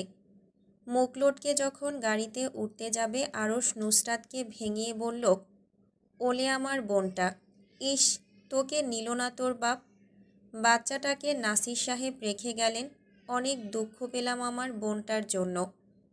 নুসরাত গাড়িতে বসার পর আরশ আদেশের স্বরে বলল, পেছনে গিয়ে বস। নুসরাত গো ধরে সামনের সিটে বসে রইল। ইসরাতও সামনের সিটে বসতে চাইল। জায়ান গম্ভীর গলায় বলল, ইসরাত আমার পাশে আসো, আমরা পেছনে বসব। ইসরাত দাঁড়িয়ে রইল নিজের জায়গায়। জাইন শার্টের হাতা গুটিয়ে ইসরাতের দিকে এগিয়ে আসলো। কোনো কিছু বুঝে ওঠার আগেই ছোট ভাই বোনের সামনে ইসরাতকে কোলে তুলে এক প্রকার পেছনের সিটে ছুঁড়ে ফেলল। তারপর সিট টেনে লাগিয়ে দিল। আরও শুধু চোখ ছোট ছোট করে তাকিয়ে থাকলো নুসরাতের দিকে। এর জন্য তার পেছনে বসে রোমান্স করার ইচ্ছা চৌপাট হয়ে গেল। রাগী পায়ে ধুমধুম করে পা ডাকিয়ে এসে বসল গাড়িতে। কর্কশ গলায় বলল, নুসরাত মাঝে যা। নুসরাত যাবে না বলে মাথা এলিয়ে শুয়ে পড়ল।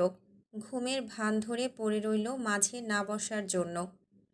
আরশ নাক ফুলিয়ে গিয়ে বসল নুসরাতের কাছে। মমো চুপচাপ এসে বসল।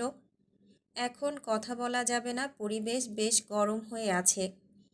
ইরহাম ড্রাইভারের পাশের সিটে উঠে বসল।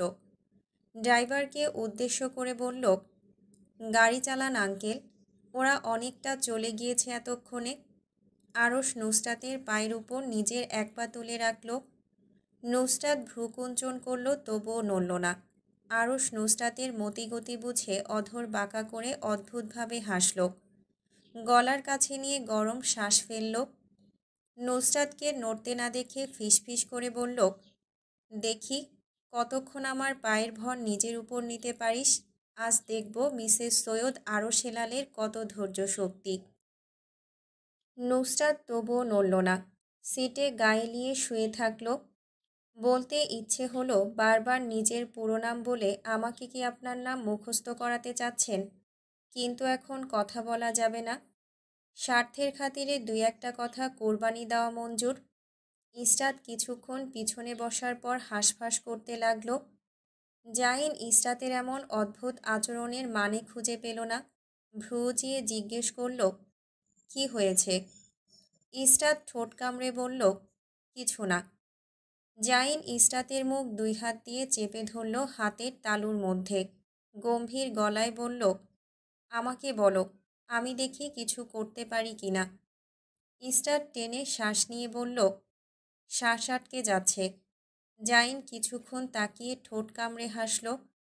ইসরাতের দিকে চোখ বাঁকা করে তাকিয়ে বলল, দাঁড়াও, শ্বাস আটকে যাওয়া ঠিক করে দিচ্ছি। ইসরাত রিনরিনে গলায় বলল, কিভাবে? জাইন হাসল, ঠোঁটে তার শয়তানি হাসি। ইসরাতের ঠোঁটের দিকে দৃষ্টি রেখে হাত নাড়িয়ে ইসরাতের মাথা চেপে ধরল। নিজের ঠোঁট ইসরাতের ঠোঁটের সন্নিকটে নিয়ে বলল, এভাবে। ইরহাম গান বাজালো। তার কাছে কীরকম টুরটুর ফিল আসছে। হাই ভলিউমে গান বেজে উঠল গাড়িতে। যে সে গান বাজালো না ইরহাম। লজ্জা শরমের মাথা খেয়ে আনহোলি গান বাজালো। গানের লিরিক্স শুরু হলো, mummy don't know dad is getting hot at the body shop doing something unholy. He lucky lucky yeah, he lucky lucky yeah, he lucky lucky yeah. A lucky girl she got married to A boy like you, she kicked you out if she never ever new bout all the you tell me that you do. ডাটি ডাটি boy, you know everyone is talking on the since. I hear them whispering about the place that you have been and how you don't know how to keep your business clean. Mommy don't know daddy's getting hot at the body shop doing something unholy. She sat back while she is dropping it. She be pumping it. Yeah, she put it down slowly. Oh yeah, oh yeah. Zain ফিসফিস কণ্ঠে হেসে উঠল। ইসরাতের ঠোঁটে নিজের আধিপত্য বিছাতে বিছাতে বলল, একদম ঠিক টাইমে ঠিক গান বাজিয়েছে, এজন্য একটা ট্রিট পাও না। লজ্জায় ইসরাতের গাল লাল হয়ে গেল। জাইন ঠোঁট চেপে ধরল ইসরাতের। ইসরাতের সোনার মতো করে বলল, এবার শ্বাস আটকা বন্ধ হয়েছে, ক্লিয়ার হয়েছে শ্বাস চলাচল। ইসরাত মিনমিন করে বলল, হুম। জাইন ঠোঁট কামড়ে হেসে উঠল। আর যদি এমনটা হয় আমাকে বলবে, আমি বিনা কোনো অ্যামাউন্টে তোমার শ্বাস চলাচল ঠিক করে দেব। Got it? ইসরাত কথা বলল না। জাইন ফিসফিস করে বলল, তুমি কি বোঝনি? আমি কি আবার বুঝিয়ে দেব? ইসরাত থতমত খেল। আতঙ্কিত গলায় ধরফর করে বলল, জি না, আমি বুঝেছি। জাইন ইসরাতের কানের কাছে মুখ নিয়ে বলল, দ্যাটস মাই ওম্যান, একবার বললেই সব বুঝে যায়। ইসরাত কিছুটা ঝাঁঝালো গলায় কিন্তু ধীরে বলল জাইনের শোনার মতো করে, ফিসফিস করে কথা বলা ছাড়া আপনি কি কোনো কথা বলতে পারেন না? এভাবে শুধু গায়ের সাথে লেগে বসে থাকেন কেন? সরে বসতে পারেন না? জাইন ডাসভারী গলায় বলল, অধিকার আমার, বউ আমার, প্রপার্টি আমার, সবই আমার। আমি কেন সরে বসবো? প্রয়োজন হলে বউয়ের কোলে চড়ে বসে থাকব, তবুও সরে বসবো না। ইসরাত বিরক্ত হয়ে জাইনকে ঠেলে দিল। জাইন ঠেলে দেওয়ার পরও আরও কাছে এসে বসল। ঠোঁট এলিয়ে হেসে চটাস করে ইসরাতের গালে চুমু খেয়ে নিল। নুসরাত অনেকক্ষণ সহ্য করল এই অশ্লীল মার্কা গান। যখন দেখল কেউ অফ করতে বলছে না, তখন নুসরাত ইরহামকে বিরক্তির স্বরে বলল, শালা গানটা বন্ধ কর, তোর গানের জ্বালায় আমি ঘুমাতে পারছি না। আরশ আদেশের স্বরে বলল, আমরা ট্যুরে যাচ্ছি ইরহাম, একটু গান বাজনা তো হবেই। এটার সাউন্ড কম মনে হচ্ছে, আর একটু বাড়িয়ে দে তো, ফিল পাচ্ছি না। বিড়বিড় করে বলল, পাশে বউ রেখে গানের মর্মার্থ ধরে রাখতে পারছি না। আমার মতো অভাগা এই পৃথিবীতে তো দুটো নেই। নুসরাত বিরক্ত হয়ে কথা বলল না, মুখে কুলু পেটে বসে রইল। আরশ নুসরাতের কানের কাছে এসে ফিসফিস করে গানের সাথে তাল মিলিয়ে গাইতে লাগল, Nusrat don't know Arsh getting hot at the body shop doing something unholy. সর কাছ থেকে শালা, তুই হট হলে জানা, গায়ে গিয়ে পানি ঢেলে আয়, তাহলেই তো সব হটনেস চলে যাবে।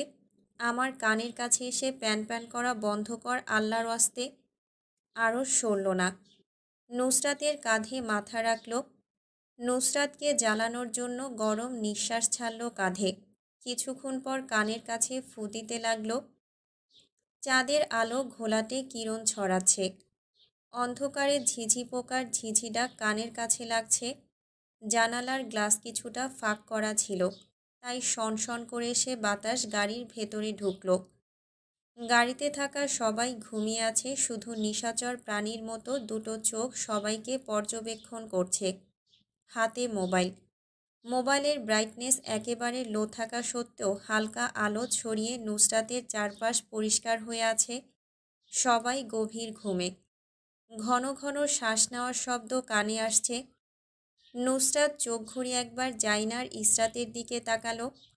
দুজন দুজনের সাথে এমনভাবে লেগে আছে, মনে হচ্ছে কেউ ওদের আলাদা করে দেবে। নুসরাত ভেংচি কাটল দুজনকে। মোবাইলে সফট গান বাজিয়ে কানে হেডফোন লাগিয়ে নিল। হোয়াটসঅ্যাপে ঢুকে আবিরকে মেসেজ পাঠালো। আমরা অলমোস্ট পৌঁছে গিয়েছি। তুমি কোথায়? অপর পাশ থেকে মেসেজ আসলো। আগামীকাল সকালেই তবে দেখা হচ্ছে। নুসরাত রিপ্লাই দিল না। মেসেজ সিন করে বসে রইল। আরশ কিছুটা নড়ে চড়ে নুসরাতের গলার ভাঁজে নিজের মুখ আরও ভালোভাবে ডুবিয়ে দিল। নুসরাত মোবাইল থেকে দৃষ্টি ফিরিয়ে এনে আরশের দিকে বিরক্তিকর চোখে তাকালো একবার। গালি দিল মনে মনে। আরশের 14 গোষ্ঠী উদ্ধার করল। হঠাৎ করে মনে হলো আরশের 14 গোষ্ঠীর মধ্যে তো সেও একজন। নিজের কথা ফিরিয়ে নিল। সে বাদে আরশের 14 গোষ্ঠীর সব কয়টা এক একটা খবিশ।